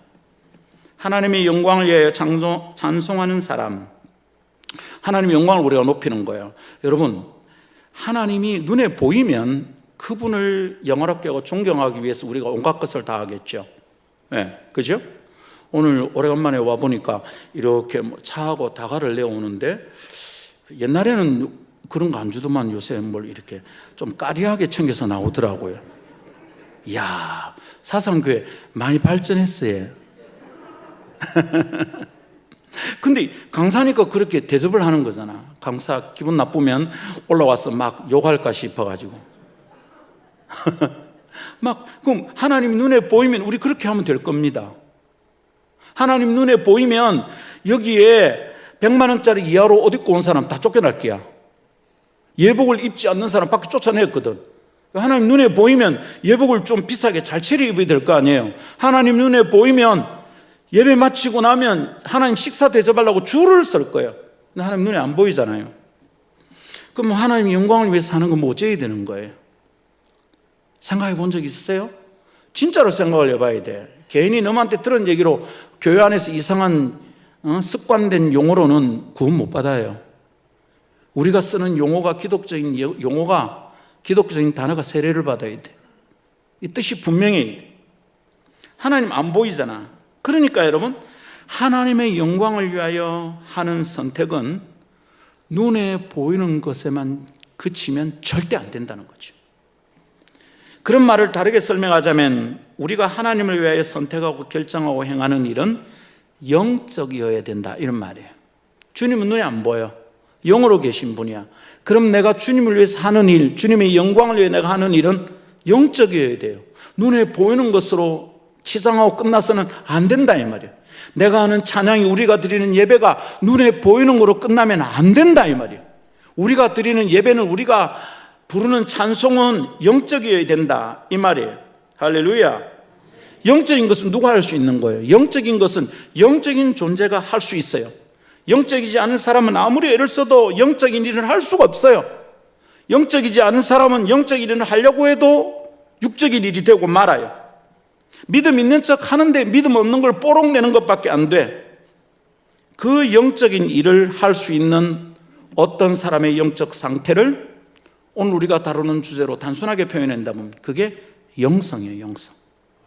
영적인 일을 할 수 있는 나의 영적인 상태, 영성이에요. 영성이 없으면 예배가 안 되는 거죠. 영성이 없으면 찬송 안 되는 거예요. 노래는 하는데 찬송은 아니야. 연주는 하는데 찬양은 아니야. 영성이 없으면 연설은 하는데 설교가 아닌 거죠. 영적이지 않은 사람은, 영성이 없는 사람은 영적인 일을 할 수 없어. 하나님과 상관없는 일이 되는 거예요. 이 영성이란 말은 물질적인 것의 대조적 개념이에요. 영성이 개발되고 자라지 않은 사람은 눈에 보이는 세상과 손으로 만져지는 것에 반응하고 그것에 자꾸 집중하게 돼요. 눈에 보이는 대가를 얻지 못하면 다 의미 없다고 생각하며 살게 돼요. 눈에 보이는 대로 나를 좀 신경 써주고 안 챙겨주면 금방 서운해져요. 영적이지 않은 사람의 특징입니다. 그래서 이런 사람은 직분의 영광스러움을 하찮은 계급처럼 여기게 돼요. 헌신과 섬김이 계급과 신분 상승을 위한 투쟁으로 만들어버리는 거죠. 참으로 지저분한 짓입니다. 교회에서는 이런 일을 하면 안 돼. 은혜를 받은 사람은 그런 거 하면 안 돼요. 그런 짓거리를 통하여 하나님이 영광 받으실 수가 있을까요? 그러나 영성이 있는 사람은 결코 그렇게 살고 생각하지 않아요. 보이지 않으나 존재하는 것이 있음을 알기 때문입니다. 물질적 가치로 환산되지 않아도 가치롭고 위대한 것이 있다는 깨달음을 가지고 살아가고 있어요. 때로 직분에 관심이 있다 할지라도 어떻게 그 직분을 통하여 하나님의 뜻을 이루고 하나님이 영광 받으시도록 할까 고민하고 생각해요. 생각과 행동이 아주 영적이에요. 눈에 보이지 않지만 살아계시고 임재하시는 하나님을 생각하고 있기 때문입니다. 그러니 아무도 없는 곳에서도 그 사람은 그리스도인입니다. 아무도 없는 곳에서도 그 사람은 예배자입니다. 예배 모임에 오지 않아도 그 사람은 예배자입니다. 이 사람은 대면 예배를 드려도 비대면 예배를 드려도 예배자입니다. 집에 있어도 교회 와도 그가 예배하는 자리는 지성소입니다. 그의 영성이 그를 더욱 그렇게 살도록 만들죠. 아름다운 사람이죠. 이러한 영성이 있는 삶은 자신이 하나님과 어떤 관계인지 깨닫게 됩니다. 하나님과의 관계를 다 깨닫고 나면 영적으로 살 수밖에 없는 거예요. 여러분, 영적이라고 그래서 무슨 은사가 있다 이런 말을 하고 있는 게 아닙니다. 방언을 많이 해야 된다. 방언을 하면 그 사람이 영적일 수도 있고 아닐 수도 있습니다. 영적인 것은 하나님과의 관계 안에서 결정나는 거죠. 할렐루야. 사랑하는 성도 여러분, 하나님의 존전 앞에서 내가 어떤 사람인지를 확인하고 깨닫는 시점, 곧 나의 정체성을 하나님의 눈으로 발견하는 순간 예배자의 삶은 시작되고 예배자의 영성이 시작되는 줄 믿습니다. 영적인 존재가 되었으니 영적인 삶을 살기 시작하는 거예요. 곧 예배를 그때부터 시작하는 겁니다. 그렇지 않고서는 예배가 아니죠. 쇼죠. 콘서트죠. 오늘 반주 너무 잘하셨어요. 근데 자매 속에 예배하는 마음이 없으면 반주가 아니고 연주인 거죠. 찬양이 아니고 그냥 내 솜씨 뽐내는 거죠. 예배자로 살 수 있기를 축복합니다. 두 번째 따라 하십시다. 예배자의 영성은 사명으로 나아갑니다. 예배자의 영성이 정체성을 확인할 때 기초를 이루고 시작된다면 그렇게 확인된 정체성, 곧 영성의 시작이 가만히 있느냐? 그렇지 않다는 거예요. 영성의 출발이 그런 것이라면 그렇게 확인되고 회복된 자아 정체감은 가만히 있지 않고 사명으로 자연스럽게 연결이 돼요. 내가 누구인가가 출발의 질문이라면 그 대답을 확인한 사람은 이제 내가 무엇을 해야 하는가라는 정상적인 과정을 거치게 됩니다. 내가 무슨 비전을 받고 주님의 부르심을 특별하게 받았기 때문에 사명이 있는 게 아니고요. 내가 그리스도인이라는 정체성을 가지면 하나님이 나를 찬양하는 사람으로 세웠다는 걸 깨달으면 내 사명이 정돈이 되는 거예요. 정체성이 방향성을 결정한다 이 말입니다. 정체성 확인으로 인하여 담대한 마음을 얻은 사람은 절대로 자기가 확인한 정체 안에 갇혀 있지 않아요. 갇혀 있다면 교만이죠. 내가 누군데, 내가 하나님 나를 존귀하다고 했어. 갇히면 큰일 나는 거예요. 건강한 정체성을 가지고 성경적 영성을 소유한 사람은 결코 그렇게 갇힌 정체성, 곧 교만한 자기 관점을 가지고 살고 싶지도 않고요. 살 수도 없어요. 계속 나아가요. 어디로요? 사명으로 나아가요. 잘난 척하고 끝나면 안 되고 난 이제부터 뭘 하지? 자꾸만 질문하게 되는 겁니다. 이것을 생각하기 위해서 다시 이사야 43장을 묵상해 봅시다. 7절과 21절을 읽었는데요. 여기서 눈에 띄는 표현이 있어요. 그게 뭐냐면 영광이나 찬송보다 저는 위하여가 눈에 띄입니다. 위하여. 나를 위하여 창조되었다. 나를 위하여, 나의 영광을 위하여 그러십니다. 위하여 뭐죠? 위하여? 위하여는 목적에 대한 표현입니다. 목적이 있다는 말이죠. 필요 없고 보잘것없는 존재가 아니라 분명한 목적을 가지고 있는 사람이다 이런 뜻입니다. 목적이 있는 사람이란 말은 그 사람의 생명에 뜻이 있다는 말이에요. 생명에 뜻이 있어요. 아이고 그저 먹고 살자고 하는 짓 아이가. 그 사람의 생명은 생존이지 생명이 아니에요. 먹고 살자고 하는 짓이 아이가. 거기는 뜻이 없잖아요. 그러나 생명에는 뜻이 있어요. 믿으면 아멘. 생명마다 부여된 뜻이 있다 이 말은 다른 말로 사명이 있다 이 말입니다. 생명은 사명과 고통하는 거예요. 살아있는데도 내가 생명을 얻었는데도 사명이 없는 것처럼 살아가는 사람은 구원받았는지 의심해봐도 된다 저는 생각합니다. 생명에는 뜻이 있습니다. 우리가 숨을 쉬고 있는 게 뜻이 있습니다. 그 뜻을 깨닫는 것이 사명을 깨닫는 것입니다. 영성을 가진 사람에게 생명이란 곧 사명입니다. 아직 건강하니까 일도 할 수 있고 바람도 피울 수 있고 아니고 아직 건강하고 생명이 펄펄하다. 내가 사명이 남았구나 이거죠. 아멘. 살아있는 이유가 나를 향한 주님의 뜻과 목적, 사명을 이루는 것이다. 이것을 깨달은 사람이 참 예배자의 영성을 가진 사람입니다. 여러분 그 사명을 성경은 무엇이라고 설명하는가 주목해 봅시다. 뭐랍니까? 하나님의 영광을 위하여 지음받았대. 하나님의 영광을 위한 사명, 찬송하는 사명을 발견할 수 있습니다. 이것을 이해하고 고민하며 살아내는 사람들은 금방 하나님의 눈에 띄입니다. 막 뜨이려고 야단치지 않아도 돼요. 나대고 잘난 척하지 않아도 돼요. 금방 하나님의 눈에 띄어요. 사람은 잘 못 찾아도 하나님 금방 찾습니다. 하나님 그런 사람을 찾고 계시기 때문입니다. 오늘 읽었던 요한복음 4장 23절 아버지께 참되게 예배하는 자들은 영과 진리로 예배할 때고 오나니 곧 이때라. 예배의 기회는 현재적 기회입니다. 옛날에 내가 예배 좀 했었는데 no, 곧 이때라. 예배를 깨닫는 사람마다 이걸 알아요. 아 지금이구나. 지금 예배, 아니 뭐 예배당도 지금 아니고 좀 춥고, 아니 이때라. 나 지금 바쁜데, 아니고 이때라. 이 말씀을 여러분 꼭 깨닫기를 원합니다. 그리고 주님의 말씀 이래요. 아버지께서는 자기에게 이렇게 예배하는 자들을 찾으시느니라. 하나님 뭔가를 찾고 있대요. 찾는 게 누구예요? 예배하는 자입니다. 예배하는 자. 이렇게 예배하는 자를 찾으시느니라. 예배자를 주님이 찾고 계세요. 예배가 사명인 것을 깨닫고 예배자의 영성으로 살아가고 있는 사람을 하나님이 찾으신대요. 아니, 전능하신 주님의 눈이 못 찾을 것이 없잖아요.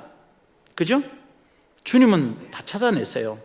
그래서 전능하신 그분의 눈으로 굳이 찾거나 이럴 필요가 없어요. 그냥 보시면 되는데 굳이 찾으신다 말씀하십니다. 뭔 말입니까? 그렇게 영과 진리로 오직 하나님을 참되게 예배하는 자들이 많다, 적다, 적어요. 흔하지 않아요. 예배 모임도 많고 예배라는 이름이 붙여진 모임이 주일 오전 11시에는 전 세계, 특별히 대한민국, 우리 대한민국 11시가 거룩한 시간이잖아요. 얼마나 많겠습니까? 근데 찾으신대. 흔치 않다는 말이에요.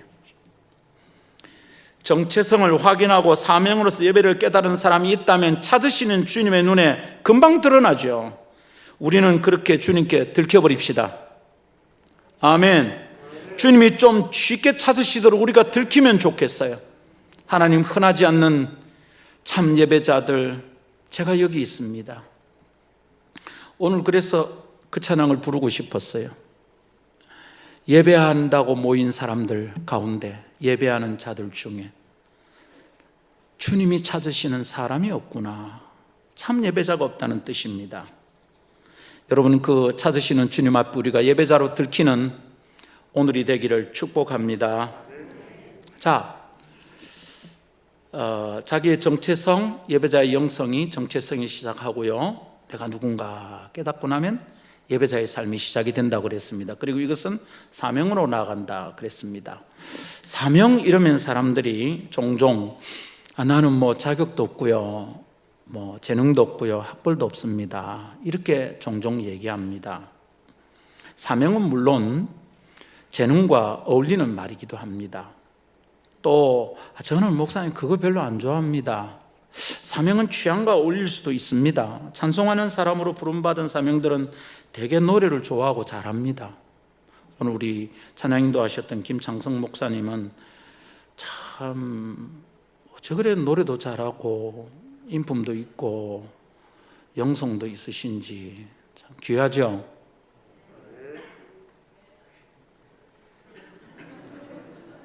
평소에 잘 못 했는갑다. 아니, 문상도 좀 쏘고 커피도 가끔 사고. 이제 20대 청년 때부터 우리 김 목사님이 어떻게 사셨는지 제가 곁에서 좀 봤기 때문에 참 귀한 목사님을 이 교회가 모셨구나 싶어서 탐이 납니다. 그래도 반응이 없고, 네. 사명은 그 사람이 가진 재능이나 그 사람의 전문적인 지식이나 취향하고 관련이 있을 겁니다. 그러나 사명이 취미나 재능, 전문적인 지식에 머물러 있어서는 안 됩니다. 하나님은 우리의 감정을 받으시고요, 또 주님도 감정으로 반응해 주십니다. 주님도 웃고 울 줄 아시거든요. 그러나 우리의 사명이 감정이나 취향에 내가 취미생활처럼 생각하고 그쳐서는 안 됩니다. 우리는 그것을 넘어서서 엄연하게 우리 곁에 있는 부르심을 생각해야 합니다. 내 쓰임새가 분명하기 때문에 내가 하고 있어. 내 재능 때문이 아니야, 내 취향 때문이 아니야 라는 것을 깨달아야 됩니다. 취향이나 재능으로서 찬송과 예배를 생각한다면 그것은 우리에게서 출발하는 거예요. 그건 우리에게서 출발하는 사람의 일이 되고 말아요. 하나님의 영광을 위한 일이 아니다 이 말입니다. 근데 사람들은 자꾸 나는 뭐 할 줄 모르고요, 어떻고요, 나는 뭐 그런 취미도 없고요, 교사 나는 뭐 자격증도 없고, 자꾸 그러고 있는 거예요. 그 자격이 되어가지고 재능이 있어서 하면 그게 내 일이지, 그게 사람에게서 시작되는 일이지, 그 어떻게 하나님의 일입니까? 하나님의 일은 사람이 못 해요. 하나님의 일은 하나님이 하는 거예요. 보세요. 하나님의 일이잖아요. 하나님의 일을 사람이 어떻게 해요? 하나님의 일을 사람이 하겠다고 잘해보겠다고 깝죽대는 사람들이 빨리 죽어요. 병이 나요, 여러분. 하나님의 일은 사람이 못 해요. 그건 하나님이 하시는 거예요. 나는 옆에서 이제 거드는 거예요. 농구를 잘하려면 어떻게 슛은 왼손은 거드는 것 이렇다 해야지. 주님이 하시고 우리는 우리의 재능이나 자격이나 전문적인 지식으로 한다는 생각을 아예 버려야 돼.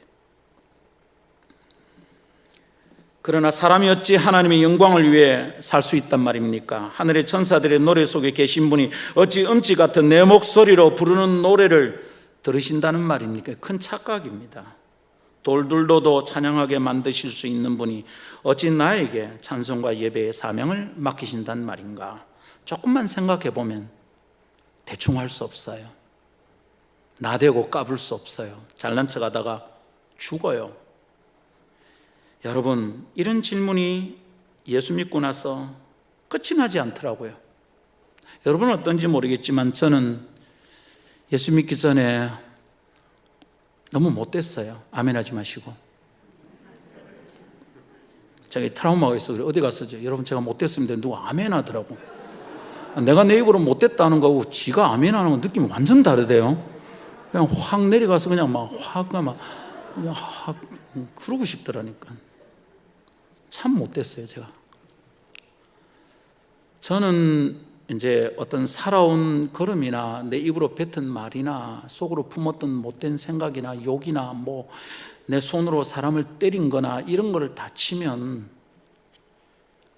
저는 예수 믿으면 안 돼. 여기서 설교할 수가 없어요. 아니, 어느 교회 설교했는데 요술에 권사님인가 집사님인가 잘 모르겠다. 예, 저분 앉아 계신데 좀 앉아 있는데 내가 서서 딱 서니까 저를 보고 웃는 거예요. 저도 딱 보니까 고등학교 때 우리 선생님 웃으시는 거야. 웃음 뜻이 뭡니까? 아, 네 안다. 턱이 굳어가지고 한 10분 동안 말을 못 하겠는 겁니다. 얼마나 떨리는지. 내가 고등학교 때 어떻게 놀았는지 저 쌤이 아는데 나를 건지내려고 학생과에 가서 얼마나 애를 쓰셨는데, 와, 끝나고 나니까 탁 저한테 한마디 하십니다. 네 그때 2학년 때 김성락 쌤 반이었지? 그냥 아는 정도가 아니다 이 말이죠. 되게 부끄럽습니다. 저는 이런 내가 무엇을 할 수 있다는 생각, 내게 그럴 만한 자격이 있다는 생각을 할 수가 없었어요. 엄마에게도 버림받은 존재가 하나님께 어떻게 용납될 수 있단 말인가? 친구들도 저 새끼 더러운 놈이다 하던 애가 어떻게 거룩하신 하나님께 용납될 수 있단 말인가? 이게 말이 됩니까, 여러분? 여러분은 어떻게 괜찮습니까? 구원받을 만합니까? 여러분이 천국 가면 하나님 되기 손해봅니까? 택도 없습니다, 여러분. 무택이죠, 그게. 예수 믿으니까 질문이 끝이 나지는 않아요. 내가 뭐라고 내게 이런 일을 맡기시는가? 지금까지도 그렇습니다. 찬양할 때마다 예배할 때마다 그런 질문이 저를 건드립니다. 가만히 적당한 자리에 머물도록 허락하지는 않습니다. 그래서 저는 죽기 살기로 해야 합니다. 저를 아는 사람은 다 말립니다. 목사님 잘 살아있어. 이제 60도 넘었는데 이제 막 그만 은퇴할 준비를 하셔야 안 됩니까? 지금까지도 근데 저는 살살할 수가 없습니다. 가만히 적당한 자리에 앉아 있을 수가 없어요. 가슴이 벅차고 아직도 뜨거워요. 그냥 막 몸살이 날라고 그래요. 밤에도 뻘떡뻘떡 일어나가지고 울다가 웃다가 약간 정신이 나갔어. 처음에는 제 아내가 처음에 너무 힘들어했어요. 이 인간이 이상한 거예요, 이게.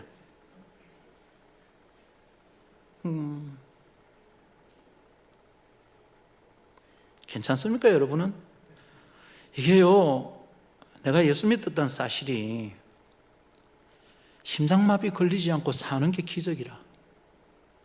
여러분은 착하게 사셔서 그런지 모르겠지만 저는 참 못됐거든요.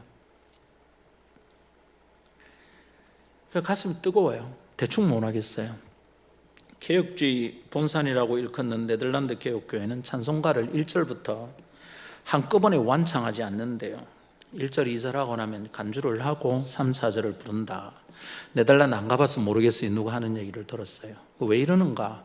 두 가지 의미가 있다 싶습니다. 첫째는 1절, 2절을 하는 동안에 좀 흐트러진 박자, 음정을 간주를 듣고 다시 가다듬자는 것이겠죠. 목소리 큰 분 옆에서 하면요, 내 박자가 헷갈리고 내 음정이 헷갈리고, 그렇지? 이분은 반주가 안 들리는가 보다, 그런 생각이 들어요. 그 좀 가다듬고 하자는 거죠. 두 번째 의미가 있겠다 싶습니다. 하나님의 은혜를 생각하고 나의 사명을 생각하고 찬송하자니 대충 부를 수가 없잖아요. 그래서 막 전심으로 찬송하는 거예요. 막 가는 거야. 하다 보니까 여러분 4절까지 한 무리 부를 수가 없네. 숨이 차요. 가슴이 뻐근해요. 이러다가 내 숨이 차서 죽겠다. 아이고 자꾸 하는데 이제 2절하고 간주하는 거라. 숨 좀 골아가지고 그러다 힘 받아가지고 3, 4절을 또 전심으로 부르는 것 아닌가, 그렇게 생각했습니다. 우리는 오늘도 찬송을 부르고 예배를 드리고 있는데요, 여러분 어떻게 하고 계십니까? 찬송할 때 숨 좀 찹니까? 어떻게 찬송할 때 호흡 좀 아껴놨다고 어떻게 좀 삶의 형편이 나아지셨습니까? 어떻게 예배할 때 헌금 2장 바치려다 1장 꼬불치 놓고 그래 좀 형편이 좀 좋아지셨습니까? 예배할 때마다 찬송할 때마다 멘탈이고 주문이고 정신이고 목소리고 에너지고 피도 탈탈 털어야 되는 거예요. 전심. With all my heart. 전력. With all my strength. 내 온 힘, 내 온 마음을 다하여 드리는 것이 참 예배인 겁니다. 그걸 어떻게 대충 할 수 있습니까? 여러분, 예배 때마다 찬송을 부를 때마다 여러분 이렇게 부르심 받았다는 사명이 깨달아지던가요?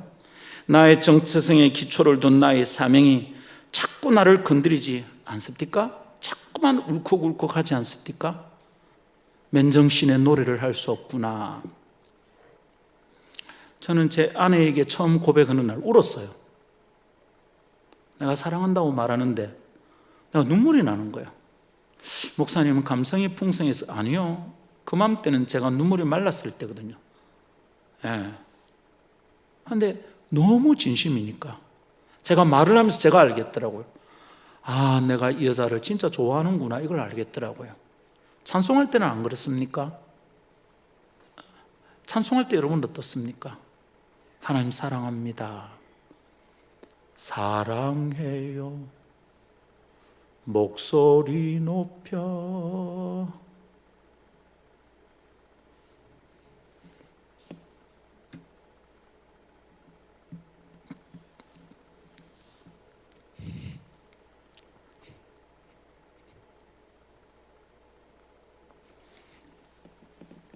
여러분은 어떠신지 모르겠는데 저는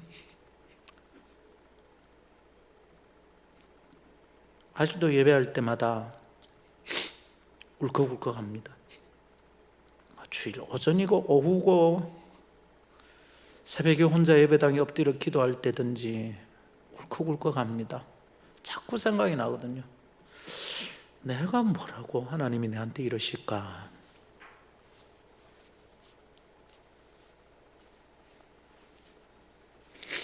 이런 비슷한 마음의 고백이 있는 사람이 지은 찬송가가 있는 것 같아요.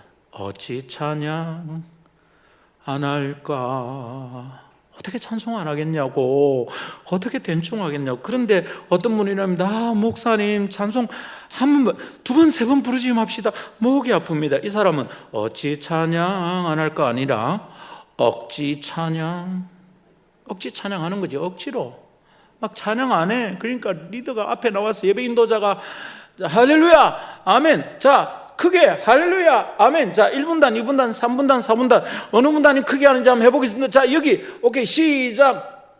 내게 강 같은 2분단 내게 강 3분단이 이겼습니다. 와, 뭐 하는 짓이십니까? 찬양은 싱어롱 아니에요. 찬양은 노래교실이 아니에요. 은혜 받은 자들이 하나님의 관점에서 자기 정체가 어떤 것인지 깨달은 자들 속에서 솟구치는 예배하는 마음이 그냥 막 솟아나는 거죠. 자신의 정체와 사명을 깨달은 사람은 그렇게 되는 것이 당연하다 생각합니다. 정신 못 차리고 예배당만 드나드는 사람들이 여기 와서 자존심 부리고 지가 누군지 못 깨달은 자들이 교회 평화를 깨뜨리는 겁니다. 뭐 어떨라는 짓인지 모르겠어요. 하나님 앞에서 하나님이 살아계시다면 여기 주님이 계시는 자리인데 어디서 큰 소리를 낼 수 있겠습니까? 납작 엎드려야지. 사람이 무엇이 가운데 주께서 나와 내 집을 이렇게 생각해 주십니까? 찬송이 그때 가능한 것이, 예배가 그때 가능. 할렐루야. 그래서 예배하는 영성을 회복한 사람에게는 예배 때마다 그 존재가 바닥처럼 낮아졌다가 주님이 이렇게 세우니 구원의 뿔을 들어주시니 꼭대기로 솟구치는 경험을 하게 되는 거예요. 그렇다면 예배위원회는 그저 교회 안의 행정 조직으로 끝나서는 안 되겠습니다. 교회 안에 노래 좀 알고 음악 좀 아는 사람들이 모여있는 모임에서는 안 되겠습니다. 조금 힘 있는 사람들이 모이는 곳이 위원회 이러면 우리가 공상당하고 비슷할 것 같아. 예배위원회는 벅찬 사명감으로 충만한 사람들이 모여서 예배를 고민하고 어떻게 하면 우리 교회가 우리 성도들이 하나님의 지성소 앞으로 나아가는 일을 좀 도울 수 있을까? 그래서 고민하고 답을 찾아가는 모임이어야 하겠습니다. 그런 영성을 가진 소유자들이야겠습니다.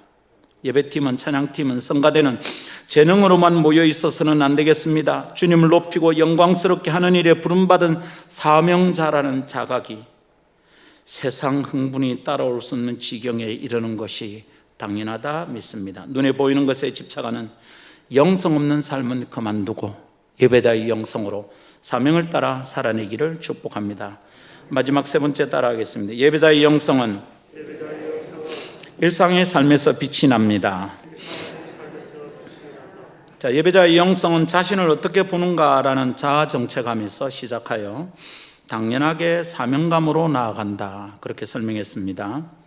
그래서 사명감에 불타는 마음으로 예배자로의 부르심에 순종하는 사람에게는 어떤 흔적들이 나타날까? 흔적이 나타날 수밖에 없는 거죠. 주님을 만나고 주님과 관계하는데 그것을 이해할 수 있는 좋은 구절이 성경에 있는 것 같습니다. 로마서 12장 1절, 그러므로 형제들아 내가 하나님의 모든 자비하심으로 너희를 권하노니 너희 몸을 하나님이 기뻐하시는 거룩한 산제물로 드리라. 이는 너희가 드릴 영적 예배니라. 이 구절은 좀 이상하다는 생각을 하게 만들더라고요. 사실은 제가 잘 이해를 못했어요. 이게 무슨 말이지? 세 가지 단어에 집중해서 한번 묵상해 봅시다. 첫째는 몸입니다. 몸. 이 몸. 원어적으로나 우리말로나 영어로나 다르게 설명할 거나 이해할 것이 없는 우리 손으로 만져지는 이 몸입니다. 이 영적인 존재가 아니고 이 몸이에요. 두 번째는 재물입니다. 돈 말고 재물, 제사에 드리는 예물. 세 번째는 그 재물이 산재물이랍니다. 몸, 재물, 산. 이 세 단어를 가만히 묵상하는데 이 참 이해가 안 되는 겁니다. 이것이 함께 있다는 것이 이상하기도 하고 좀 두렵기도 해요. 내 몸을 제물로 드리라니까 좀 겁이 나지 않습니까? 구약의 제사법을 아는 사람들은 제물로 드리라는 말이 어떻게 되는 거냐면 목에 칼을 딱 꼽아가지고 피를 다 뽑아내고 코에 십자거리 껍데기 다 뺏기고 배갈라가 내장 다 꺼내고 그런 다음에 각을 뜬다 이랬거든요. 각을 뜬다는 막 우리말로는 부산 사람은 잘 이해할 수 있어요. 회를 뜨는 거예요. 이렇게 살을. 그래서 태운대요. 그게 구약의 제사 아닙니까? 우리 몸을 제물로 드리라 이러면 그렇게 하라는 뜻입니다. 몸입니다. 영적인 의미가 아니고 이거예요. 이거 몸. 여러분 이걸 생각하는데 이게 기가 막히는 거예요. 제사에는 제물이 반드시 필요하고요. 구약의 제사가 오늘의 예배와 닮았다고 말한다면 예배 때마다 우리는 제물을 드려야 되는데 제물은 죽어야 제사가 되는 거잖아요. 피를 흘려야 되는 거잖아요. 그런데 우리가 드릴 영적 예배가 우리 몸을 제물로 드리는 것이래요. 성경을 너무 담대한 믿음으로 읽고 있는 거죠. 주님이 뭐라냐면 네 모가지에 내가 칼을 꽂을 거다. 지금 이러고 있는데 우리가 우리 몸을 주님께 제물로 드립니다. 막 이러는 거예요. 여러분, 만일 우리 이 몸을 매일 그렇게 제물로 드린다면 매주일 여기서 이제 예배에서 이제 한 사람씩 잡아야 되잖아요. 오전에 1부, 2부 두 번 들었지? 2마리 잡았어. 지금 이제 오후 예배잖아요. 또 한 마리 잡아야 돼. 그래서 제발 새벽 예배 이런 말 하지 마세요. 그것도 또 잡아야 되잖아. 새벽 기도하시고 수요 예배 하지 마. 그거 또 잡아야 되거든. 아마 수요 기도회 하시고 금요 예배 하지 마. 또 잡아야 되니까 도대체 일주일에 몇 놈을 잡아야 되노? 이게 기가 막히는 거예요, 여러분. 순서를 어째 정해야 됩니까? 주의 종부터, 목사님 집안부터 한 마리 잡는 게야. 자, 이번 주일에 목사 집에 잡고 다음 주일에 제일 선임 장로님 잡고 잡으려니까 선임 장로님 집에 시집가고 딸 다 보냈네. 그 집에 없답니다. 그러면 장로님 잡고 한 10년 가면 교회 안에 남아있는 인간이 없겠다. 직분의 무게 순서대로 가정마다 돌아가면서 한 마리씩 잡는다면 교회 사람이 남아나겠습니까? 그런 것이 예배인가? 그게 우리의 드릴 영적 예배랍니다. 큰일입니다. 이때 영적이란 말은 spiritual이 아니고 원어에는 헬라어에는 로기쿠스입니다. 로기쿠스에서 영어의 로직이 나왔어요. 그렇게 드리는 게 합당한 예배다 이 말이죠. 우리 영어로 하면 spiritual보다 rational, 그게 이유가 있고 그게 합당한 예배다. 이렇게 드려야 마땅한 예배다 이런 뜻이에요. 영적인 예배 이러니까 아이고 몸 잡는 거 아니잖아 그렇게 생각하시면 안 되고 몸을 제물로 드리는 것이 우리가 드릴 합당한 예배다. 그게 마땅하다 이 말입니다. 그게 로지컬하다 이 말이에요. 큰일이잖아요. 근데 가만히 조금 더 보니까 이 제물 앞에 붙은 형용사 하나가 살려줍니다. 제물 앞에 뭐가 붙었어요? 산. 억수로 크게 말씀하신다. 안 죽고 싶은 기라 다음 주에 저 집에 잡아야 되는데 제물인데 산 제물이에요. 이해 잘 됩니까? 이상해. 이 몸을 제물로, 이 몸인데 이걸 제물로 들면 꽂아가 다 껍데기 떼고 막 아이고 저는 뺏기기 힘들겠다. 제물이 안 죽고 살아서 제물이 된다는 뜻인데 이게 무슨 말인가? 몸으로 드리는 제사, 몸으로 드리는 산 제물은 우리가 이 몸으로 하는 것과 관련이 있는 것 같아요. 우리가 몸으로 살아내는 일상의 삶을 의미하는 것 같습니다. 죽어서 제물이 되는 것이 아니라 살아서 제물이 되라는 거예요. 살아있는 내 삶이 제물이 되어야 되는 거예요. 살아서 살아가는 내 일상이 제사가 되어야 된다, 예배가 되어야 된다 이 말이죠. 우리의 일상이 예배가 되어야 된다 이 뜻입니다. 우리는 예배하면서 살아가고 예배하듯 살아가고 예배를 위하여 살아가고 예배를 향해 살아가는 거예요. 모여도 예배고 흩어져도 예배고 살아도 예배고 예배를 드리고 삶을 멈추고 와서 모여도 예배인 겁니다. 예배는 예배를 의미하는 중요한 두 단어에서 뜻이 아주 강하게 드러난다 생각합니다. 아마 앞에 했던 두 번의 강의 속에서 조금 배우신 것 같아서 오늘은 이는 그냥 짚고만 갑니다. 예배를 나타내는 중요한 두 단어를 고르라면 히브리어는 아바드이고 헬라어는 프로스퀴네오입니다. 아바드는 섬긴다는 말이에요. 내가 누구를 아바드 한다는 말은 내가 그 사람을 주인으로 섬긴다는 말이고 나는 종이 된다 이런 말이에요. 이게 예배의 정신 안에 있어요. 우리가 예배를 드린다는 말은 하나님을 영광스럽게 한다는 말은 하나님을 나의 주인으로 삼고 내가 종이 된다 이런 뜻이에요. 우리는 예배를 통해서 하나님을 주인으로 섬겨요. 나는 그분의 종이 되는 거예요. 예배 때마다 이 고백이 분명해야 돼. 내가 주인이 되면 안 되는 거죠. 내가 주인이 되는 그것을 죽여서 제물 삼아야 돼. 그래서 여러분 히브리어로 볼 때 우리가 하나님을 예배한다, 아바드 한다라고 말하면 하나님은 아도나이, my Lord, 나의 주인이 되시고 나는 그분의 에벳, 종이 되는 겁니다. 아바드 하는 사람이 에베드예요. 히브리어로 보면 이제 아바드, 에베드는 세골 형명사인데 이렇게 세 개 좀 똥똥똥 찍힌 거, 에베드. 나는 아바드 하는 사람. 아바드 하는 사람이 뭐냐면 종이야, 종이. 예배하는 사람이 종이에요. 그러니까 예배에 와서 드러나고 잘난 척하고 주도권을 잡으려고 하는 사람은 예배의 정신에 크게 잘못되어 있어요. 그 사람이 예배를 방해하는 거예요. 예배가 끝나고 재직해 모이고 모이면 큰 소리 치는 사람, 이 사람 예배하고 온 사람이 아니야. 예배자는 그럴 수 없는 거예요. 헬라어의 프로스퀴네오는 뜻이 더 아름다워요. 엎드려서 그 발에 입 맞춘다, 이런 뜻이 있어요. 쉽게 이해하려면 천주교 신부들이 사제 서품을 할 때 앞에 나와서 이렇게 양팔을 벌리고 딱 엎드려요. 이렇게 딱 여기 와서 팔 벌리고 그냥 팍 엎어지는 거죠. 아니 팍 잡아지고 코피 터지고 이런 건 아니고 그냥 이렇게 엎드려요. 엎드리는데 영화나 이런 데 보신 적은 있죠? 천주교 미사에 가보지는 않으셨을 거니까. 그렇게 납작 엎드리는 그게 프로스퀴네오입니다.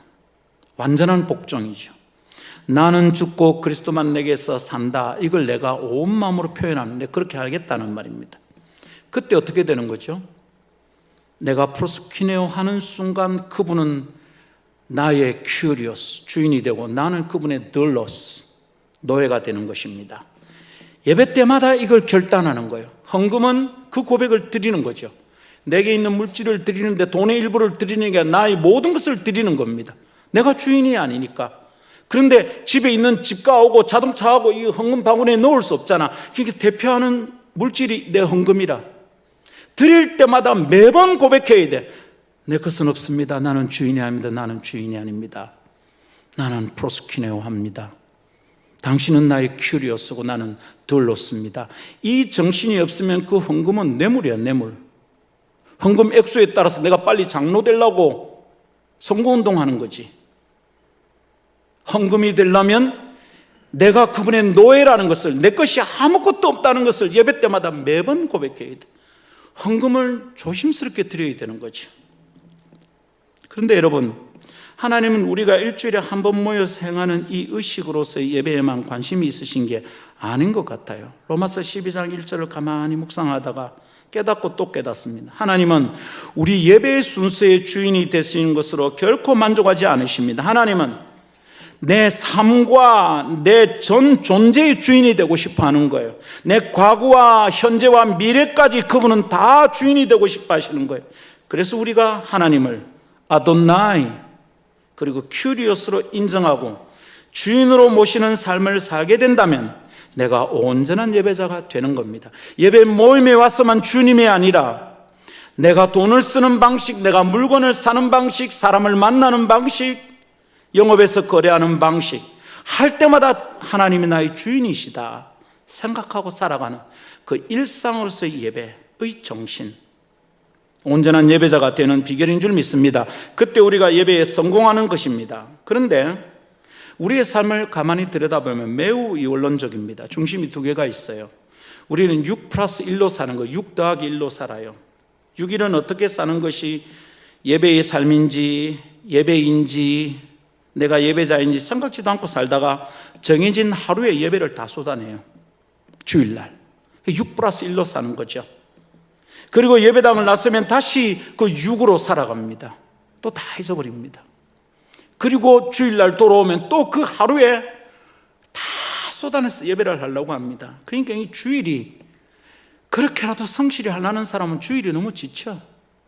주일이 아니라 누가 그러더라고. 이 축일이다, 축일. 잘못하고 있는 거지. 그렇게 살다 보니 주일날 여기 오면 낯설어. 예배당 들어오다 보면 갑자기 인사하고 싶어. 주님 안녕하셨습니까? 주님 그동안 잘 계셨고요. 제가 좀 뜨문뜨문했습니다. 죄송합니다. 이제 오전 오후 다 하겠습니다. 올해는. 굉장히 낯설어. 하나님을 띄엄띄엄 생각하고 살다 보니 하나님도 낯설어요. 모르는 사람을 만나서 서먹한 느낌을 가지는 것처럼 하나님을 만나는 예배가 시작부터 서먹서먹합니다. 사랑합니다 고백하려니 참 새삼스럽고 어색합니다. 목구멍에서 지금 뭐가 막 기어 나오는 것 같아. 온몸이 막 이상해. 그래서 그냥 형식으로 짜여진 예배 모임에 순서에만 충실하다가 돌아가는 거죠. 그리고는 예배하는 영성을 잃어버립니다. 주님은 다시 예배자를 찾으시는 수고를 하셔야겠습니다. 이게 뭡니까? 억울하지 않습니까? 이게 무슨 원투나인이고 도대체 이게 무슨 일입니까? 이게 답답하고 죄송스럽지 않습니까? 주님은 온종일 모든 날의 주인으로 우리 곁에 머물고 싶어 하시는데 우리는 삶과 종교적 형식 사이의 고리, 간극이 너무 크고 깊어요. 종교만 있고 삶은 없어요. 형식만 존재하고 마음은 없어요. 예배 모임인데 예배가 없어요. 예배라고 이름 붙여진 형식은 너무너무 많아. 첫돌 기념 예배, 무슨 예배, 개업 예배 얼마나 많은지. 교회를 개척하고 신방을 갔는데 제가 부목사를 안 해봤거든요. 신방을 어떻게 하는지 봤습니까? 그래 가서 찬송만 부르다가 기도하고 나왔어요. 따라갔던 여든사님이 말하는 거예요. 목사님 예배 안 하십니까? 예배 했는데 방금. 목사님 찬송만 3곡 부르고 나왔는데 뭐 해야 되는데요? 예배해야지. 예배했잖아. 주님 높였는데. 무슨 예배가 그래 많은지 그때마다 그렇게 온 마음을 다드리는 예배자의 마음으로 온 마음으로 예배하면 목사 죽어요. 목사가 올 때만 예배가 되는 것 말고 내 일상이 어떻게 하나님을 주인 만들까? 가계부 쓸 때도 하나님의 주인.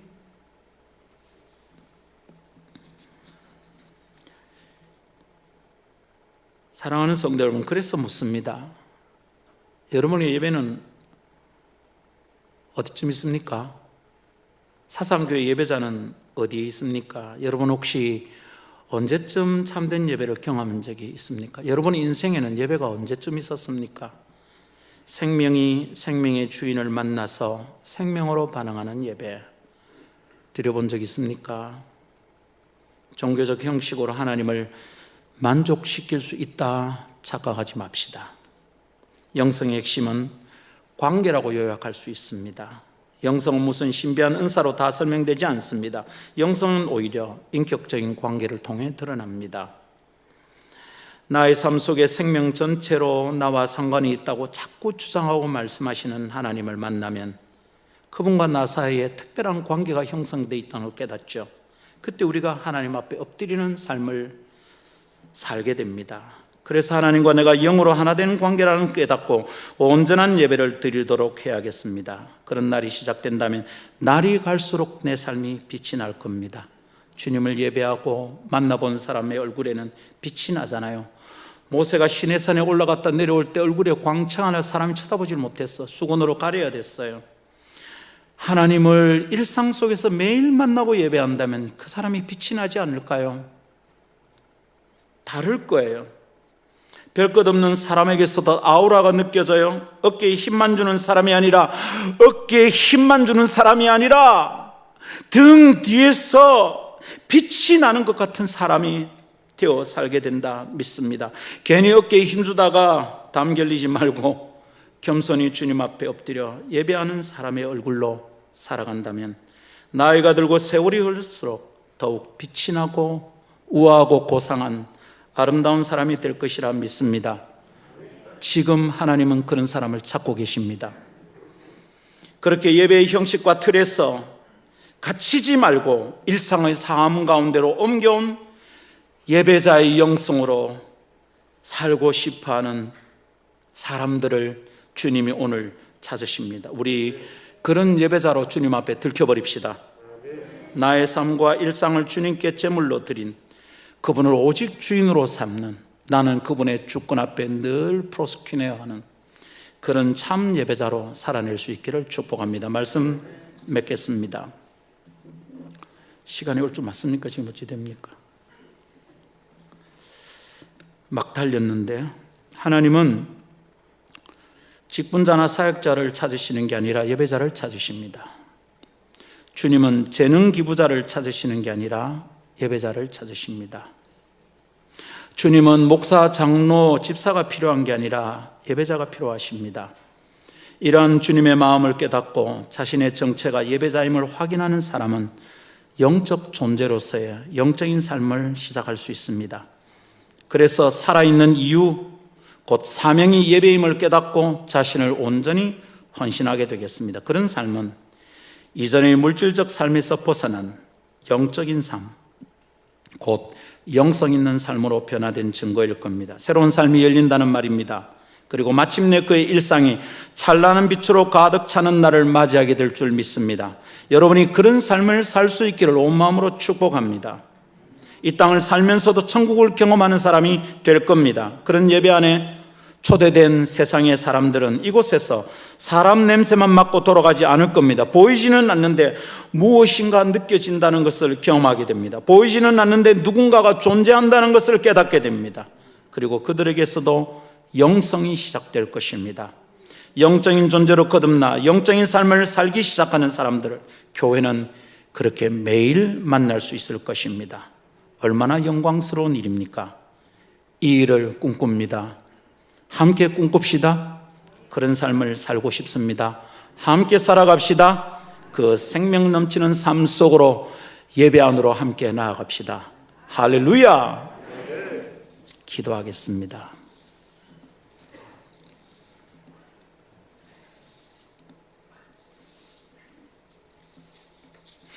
하나님,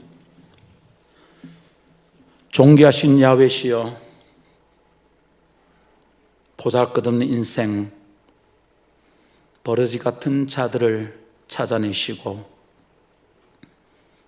영광을 위해 만들었다 말씀하여 주시니 몸둘 바를 모르겠습니다. 하나님, 자격이 없는데 자격 있는 자처럼 대해 주시니 울컥울컥합니다. 하나님, 내 존재에 지진이 일어납니다. 자존심이 막 금이 가고 다시 시작되는 나의 정체로 인하여 살맛이 납니다. 두렵지만 하나님이 좋습니다. 하나님 앞에 서면 떨리지만 즐겁습니다. 놓치지 않고 이 예배의 영성을 유지하여 예배하는데 소문난 교회 되게 하옵시고 이 교회를 통하여 그렇게 영성을 회복하는 사람들이 많이 일어나게 하옵소서. 예배위원으로 세운 귀한 일꾼들이 헌신합니다. 몸을 드려야 되는 일이니 헌금만 하고 시간만 드리지 않고 삶을 드리고 몸을 드리게 하옵소서. 깨달은 말씀대로 순종할 용기와 순종할 수 있는 능력을 허락해 주옵소서. 주 예수님 이름으로 기도하옵나이다. 아멘.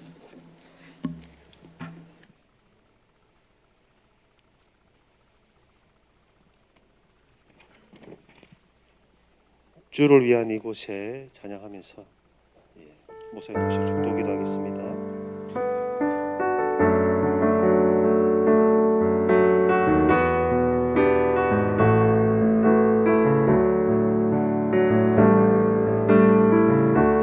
주를 위한 이곳에 예배하는 자들 중에 그가 찾는 이 없어 주님께서 슬퍼하시네. 주님이 찾으시는 그 한 사람 그 예배자 내가 그 사람 되기 간절히 주께 예배하네. 주 은혜로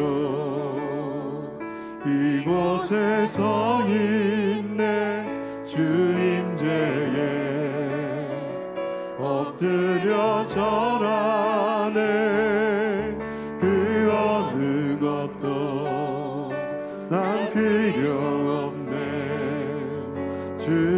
주님만 경배해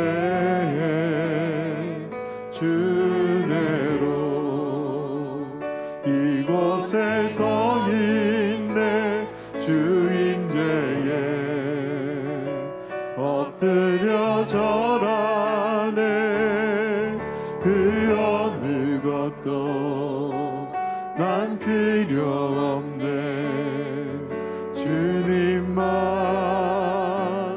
경배해.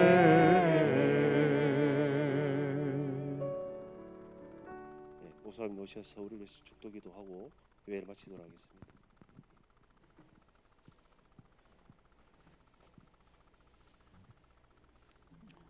선하신 하나님, 선을 악으로 갚지 않는 참된 믿음의 사람들이 되도록 오늘도 저희를 이끌어 주옵소서. 그렇게 살아가리라 결심하며 연기 헌금드립니다. 저희가 드리는 헌금은 저희가 가지고 있는 물질의 일부가 아닙니다. 이것은 저희의 전부가 주의 것이라는 표징이고 고백이오니 하나님, 여기 이것만 받지 마시고 저희의 전부를 받아 주의 것으로 인쳐 주옵소서. 홀이라도 착각하지 않게 하옵시고 내 것이 있어 주님을 섬길 수 있다 오해하지 않게 하옵소서. 이 시간 드릴 때 그러나 저희 속에 이쁘고 잘난 것만 있는 게 아니라 울퉁불퉁하고 못나고 냄새나는 것도 있어 스스로 어떻게 처리할지 가능하지 않아 죽게 드립니다. 다 거두시어 십자가에 못 박으시고 거기서 죽고 다시 사라지지 못하게 하옵소서. 주님을 따라 걷는 걸음을 방해하지 않게 하옵소서. 또한 이 시간 예배자의 삶을 살리라, 이 말씀대로 살리라 결심하고 결단하오니 그 증표로 드리는 헌금을 또한 받아 주옵소서. 이 헌금을 관리하고 사용하고 집행하는 모든 자들에게 정직하고 정확한 마음을 주셔서 하나님의 교회가 아름답게 소문나고 하나님의 나라를 위한 천국 센터로 온전히 기능하도록 은혜를 주옵소서. 감사하며 주 예수님 이름으로 기도하옵나이다. 아멘. 이김과 부활이 되신 우리 주 예수 그리스도의 은혜와 하나님 아버지의 놀라우신 사랑과 성도의 눈물을 닦아주시는 성령님의 위로하심과 격려하심과 성도 가운데 교제케 하심이 주의 말씀 붙들고 참 예배자의 영성을 유지하며 예배자의 사명을 꼭 이루리라, 온전히 섬기리라 결심하는 너희 온 무리와 함께 있을지어다. 아멘.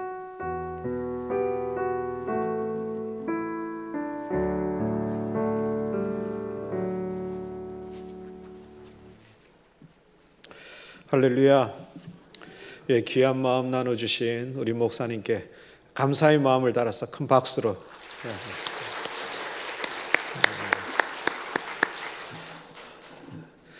네, 이후에도 계속 세미나가 진행될 텐데 이것처럼 길어지지 않을 거니까 겁먹지 마시고 잘 남으셔서 마쳐 가시면 되겠습니다. 지금 잠시만 한번 자리에 좀 앉아 주시면 좋겠습니다.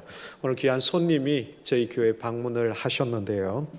우리 고 박창환 목사님의 아드님이신 박세훈 장로님께서 참석하셨습니다. 그래서 우리 교회사 100주년사를 함께 증정하는 그런 시간을 잠깐 가지고자 합니다. 앞으로 나오실 때 박수로 좀 맞아주시고 환영해 주셨으면 좋겠습니다.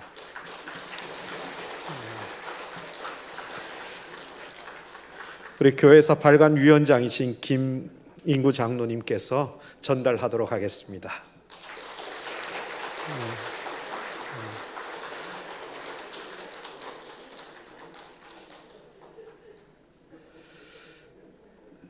예, 우리 장로님 잠깐 마이크 준비해 놨는데 말씀 좀. 예, 사진사가 초보여서 좀 시간이 걸립니다.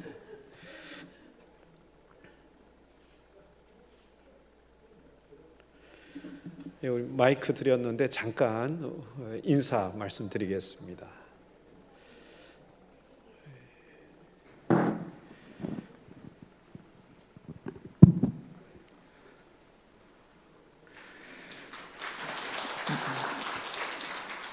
반갑습니다. 제가 사상교회 온 게 초등학교 1학년 때 와서 고등학교를 졸업하자마자 바로 서울로 가출을 해서 지금까지 서울에 살고 있습니다.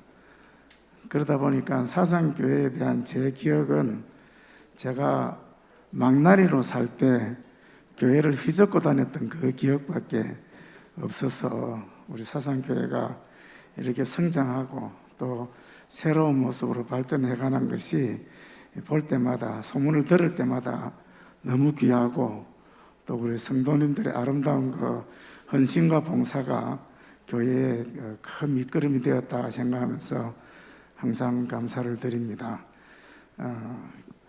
지금 선친께서 소천하신 지가 17년 되셨고, 저희 모친께서 소천하신 지가 6년 정도 되셨어요.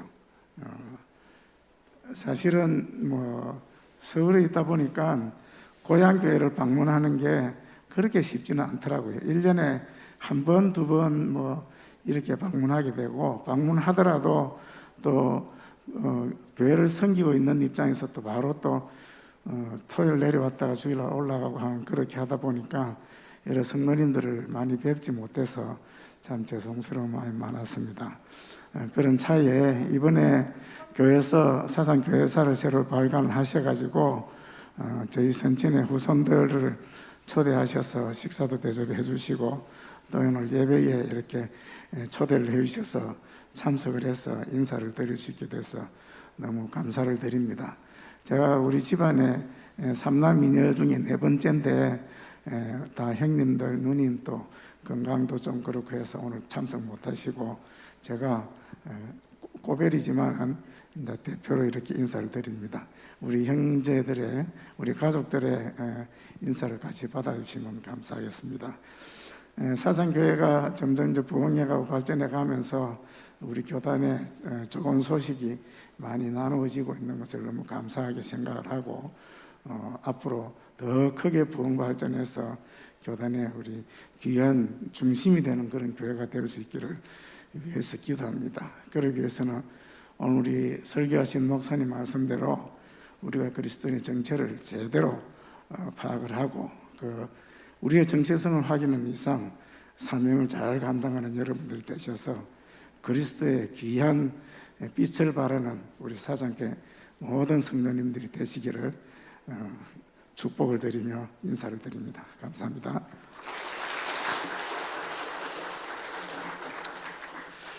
네, 지금 뒤에 시간으로 4시 57분입니다. 약 10분 정도 화장 고치시고, 그리고 다시 모이실 때 예전처럼 뒤쪽에 오셔서 출석 체크하시고, 오늘은 별도의 강의안은 없습니다. 그래서 부서별로 출석 체크만 하시고 착석하시면 되겠습니다. 5시 07분에